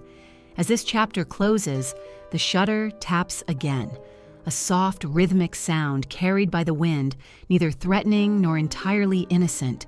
It invites us to consider the ways in which memory settles into places, how fear and sorrow imprint themselves upon ordinary walls, and how the echoes of a life like Mary Ann Cotton's can continue long after the physical traces disappear. The next part will lead us away from these lingering shadows and into the realm of myth, misconception, and the shifting narratives that shaped how history would remember her. Not through the eyes of those who knew her, but through the retellings that reshaped her image into something both larger and less human than she ever was. The old newspaper yellowing at its corners becomes the quiet doorway into this next reflection, for it represents not simply the passage of time, but the way Mary Ann Cotton's story was reshaped, retold, and reframed by generations who never knew her, yet felt compelled to interpret her life through the lenses of fear, morality, and fascination. That brittle paper, its ink softened and blurred by age, reminds us that history is rarely preserved exactly as it occurred. Instead, it is filtered through the voices of those who write it, the biases of those who read it, and the shifting cultural needs of each era. And so, much of what we think we know about Mary Ann comes not from the rooms she lived in or the people she touched, but from the stories crafted after her death, stories that turned a complex, enigmatic woman into a figure of myth. Shortly after her execution, the Victorian press shaped her into something both monstrous and symbolic. Some newspapers portrayed her as a cold, calculating poisoner, a woman who had used domestic routines as tools for murder. Others sensationalized her image, framing her as a villainess whose crimes challenged the natural order, a woman who defied expectations of maternal care and feminine virtue. These portrayals were shaped as much by cultural anxieties as by fact. The notion of a female serial killer, though the term did not yet exist, shattered deeply held beliefs about women as nurturing protectors of the home. Such a figure unsettled the public's trust in domestic life, suggesting that danger could arise not from intruders or strangers, but from the gentle hands of a caregiver. In this way, Mary Ann became more than a person. She became a symbol of the era's fears. Illustrations of her appeared in pamphlets and broadsheets, each artist emphasizing the traits that aligned with their audience's imagination. Some drew her with sharp, angular features, a cold gaze that revealed guilt without ambiguity. Others softened her appearance, presenting her as a tragic figure, a victim of circumstance whose sorrow had twisted into darkness. These images, though rooted loosely in reality, were themselves interpretations, echoes of the public's need to fit her into familiar archetypes. Was she a villain, a fallen woman, a tragic soul? The Victorian fascination with moral narratives meant that her story was rarely told with nuance. Instead, she was flattened into a kind of cautionary tale. As decades passed, retellings of her life took on an increasingly mythic quality. Children grew up hearing stories about her whispered at school gates or around winter fires. Some tales exaggerated her crimes, claiming she had killed dozens more than the official count suggested. Others softened the details, focusing instead on her tragic upbringing, the poverty she endured, the losses that shaped her early years. In some communities, she became a kind of folklore figure, an emblem of danger and deceit, invoked to warn children about trusting strangers or wandering alone. In others, she was referenced more subtly, her name surfacing only when people spoke of the uncanny or the inexplicable. This duality between myth and memory, exaggeration and erasure, made it nearly impossible for a clear picture of her life to endure. Historians who later revisited her story found themselves navigating a labyrinth of conflicting sources. Court transcripts provided one version of events, newspaper accounts offered another. Personal recollections, written decades after the fact, were colored by hindsight and shaped by the storyteller's need to make sense of something that had never felt entirely comprehensible. Some scholars argued that she had been railroaded by a justice system eager for closure, that the evidence presented against her was circumstantial, that her poverty and gender had made her an easy target for suspicion. Others asserted that the pattern of deaths around her was too consistent, too precise to be accidental, and that she had used arsenic with calculated intention. Between these interpretations lay a space of ambiguity, a reminder that truth, especially in historical cases, is rarely as solid as it appears. One of the most enduring misconceptions about Mary Ann centers on the number of her supposed victims. Many modern accounts list numbers far higher than those supported by documented evidence. Over time, as her story merged with the cultural fascination surrounding Victorian poisoners, deaths that were merely coincidental or unrelated were folded into the narrative, expanding her reputation into something larger and more grotesque. Some have claimed she killed over 20 people. Others cite figures closer to 15. Still others believe the true number, impossible to determine precisely, lies somewhere in between. But this inflation of numbers reveals more about society's desire to amplify certain tales than about Mary Ann herself. It is easier, perhaps, for generations to categorize her as an extraordinary monster than to grapple with the uncomfortable notion that her crimes might have resulted from a complex interplay of desperation, opportunity, psychological fracture, and a harsh environment. Another distortion lies in how her motives have been interpreted.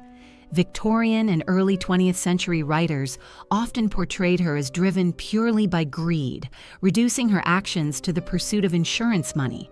Yet the amounts she gained were small by modern standards and barely enough to sustain her through long periods. If profit alone drove her, then her decisions appear strangely inefficient. This contradiction has led more recent scholars to consider other possibilities: emotional instability, trauma, unresolved grief, or the internalization of loss so severe that death became a normalized part of her worldview. While these interpretations cannot be proven, they remind us that a human life cannot be explained solely through the patterns we observe from afar. The mythologizing of Mary Ann Cotton also reveals much about how societies remember women accused of crimes. Male criminals of the era were documented with a starkness that emphasized their violence. Women, by contrast, were often framed within narratives of seduction, madness, or betrayal of feminine ideals. Mary Ann's story was no exception. Her calm demeanor, her domestic skills, her quiet presence made her seem anomalous to the Victorian public, prompting writers to highlight her as a kind of unnatural figure, someone who violated the expected boundaries of womanhood. This framing overshadowed the socioeconomic pressures she faced, the instability of her early life, and the limited choices available to women like her. In erasing these details, history transformed her into something more recognizable to popular imagination, but far less accurate to reality. As the years passed, her story seeped into books, plays, and eventually songs, shaping a cultural memory that blurred the line between truth and interpretation. The old newspaper, yellowing at its corners, symbolizes this process, the gradual fading of factual edges, the softening of words, until they become open to reinterpretation. To read about her now is to peer through layers of recollection and retelling, each layer revealing as much about the storytellers as about Marianne herself. And so, as this chapter closes, the frayed newspaper remains on the table, its pages fragile beneath the touch. The next and final part will guide us into the last corridor of reflection, one that steps back from fact and myth alike to consider the lingering questions her life leaves behind, the shadow her story casts on history, and the gentle uncertainties that make her tale both haunting and strangely human. The distant church bell fading into night becomes the final doorway through which we step into the closing reflection of Marianne Cotton's long, shadowed tale, for its slow, diminishing notes echo the truth that all stories, no matter how dark or tangled, eventually settle into silence. That bell, tolling faintly over the rooftops and drifting through the air with a softness shaped by distance, mirrors the way her life recedes into history, first clearly heard, then gradually blurred, until only an impression remains. And it is in this softened echo that we pause to consider what, after everything, truly endures of Marianne Cotton, and what slips quietly away, lost to the unknowable expanse that lies between fact, memory, and speculation. Her story, now complete in the factual sense, refuses to offer a final, comfortable conclusion. It ends not with the clarity of a solved mystery, but with questions that stretch nervously into the shadows. Historians can trace the patterns: the many households, the repeated illnesses, the insurance policies, the steady composure that never seemed to waver. Court records provide the official verdict, and testimonies supply context, though often tinted by fear or hindsight. But none of these can fully illuminate the internal landscape of a woman whose actions left a trail of sorrow and bewilderment. In the end, what remains is not a definitive explanation, but a quiet confrontation with ambiguity, a recognition that human beings, even those whose lives take the darkest turns, cannot be reduced to a single motive or identity. When we look back upon Marianne's life, we see a woman shaped by poverty and early loss, raised in an environment where death was common, where the line between survival and misfortune was painfully thin. We see a young woman who entered service, moved from home to home, searching perhaps for stability that always seemed just out of reach. We see marriages marked by hardship, children born into precarious circumstances, households strained by illness. These elements form the early architecture of her life, but they do not answer the deeper questions. When did necessity become opportunity? When did opportunity become method? If those lines ever existed clearly at all, it is possible, though impossible to prove, that Marianne learned to move through grief with a detachment that unsettled others, perhaps as a coping mechanism formed in childhood. It is possible that the relentless demands of poverty twisted her understanding of security until it became entangled with darker impulses. It is possible that she came to believe, consciously or not, that she could navigate the frailty of Victorian life with a different set of rules than those others accepted. And it is also possible that she felt trapped by circumstances she could neither control nor fully comprehend, leading her to choices that spiraled beyond her grasp. Yet these possibilities remain only that, possibilities. The human mind resists neat explanations, especially when viewed across the distance of history. Marianne's legacy, if such a term can be used at all, rests heavily on the fact that she was a woman, an ordinary woman, by outward appearance, accused of extraordinary crimes. Her story unsettles because it challenges long-held notions about care, trust, and domestic safety. Victorian society depended on the idea that women embodied nurturance. To imagine a woman quietly wielding poison within the intimate spaces of the home shattered assumptions that were fundamental to how families understood themselves. Even now, her story stirs unease because it reveals the fragility of the trust placed in caregivers and the unsettling truth that danger can sometimes enter not with force, but with gentleness. Yet to call her simply a monster is to silence the complexity that shaped her. To call her misunderstood is to overlook the undeniable pattern her life created. The truth lies somewhere in the uneasy tension between these extremes. This tension is perhaps what keeps her story alive, not because people wish to sensationalize tragedy, but because her life raises questions about how darkness forms, how it hides, how it grows unnoticed, and how it can take root even in the most ordinary of circumstances. We do not know what Mary Ann thought in the quiet moments before sleep, or in the long hours she spent tending the sick, or in the solitude of her prison cell. We do not know whether she ever felt remorse, fear, defiance, or confusion at the path her life took. The records offer glimpses, a word here, an expression there, but never the full interior truth. And so we are left with a kind of contemplative distance, one that encourages reflection rather than judgment. For if her actions were deliberate, they reflect a chilling manipulation of trust. If they emerged from desperation, they reveal the secret, twisting paths poverty can carve into a life. If they were the result of something broken deep within her, they speak to the mysteries of the human psyche that even modern understanding cannot fully unravel. As the church bell's last notes fade, we consider the places she lived: coal-dusted villages, narrow streets, dimly lit kitchens, places where life was both harsh and intimately shared. These were not the settings of grand narratives, but of quiet struggles, where people did what they could to survive. Within this landscape, Mary Ann's story becomes not simply one of individual deeds, but one that reflects broader currents of the age: the fragility of health, the instability of employment, the limited options for women, the prevalence of illness, the deep desire for security that could drive choices in unexpected directions. Her name lives on now largely because it defies easy categorization.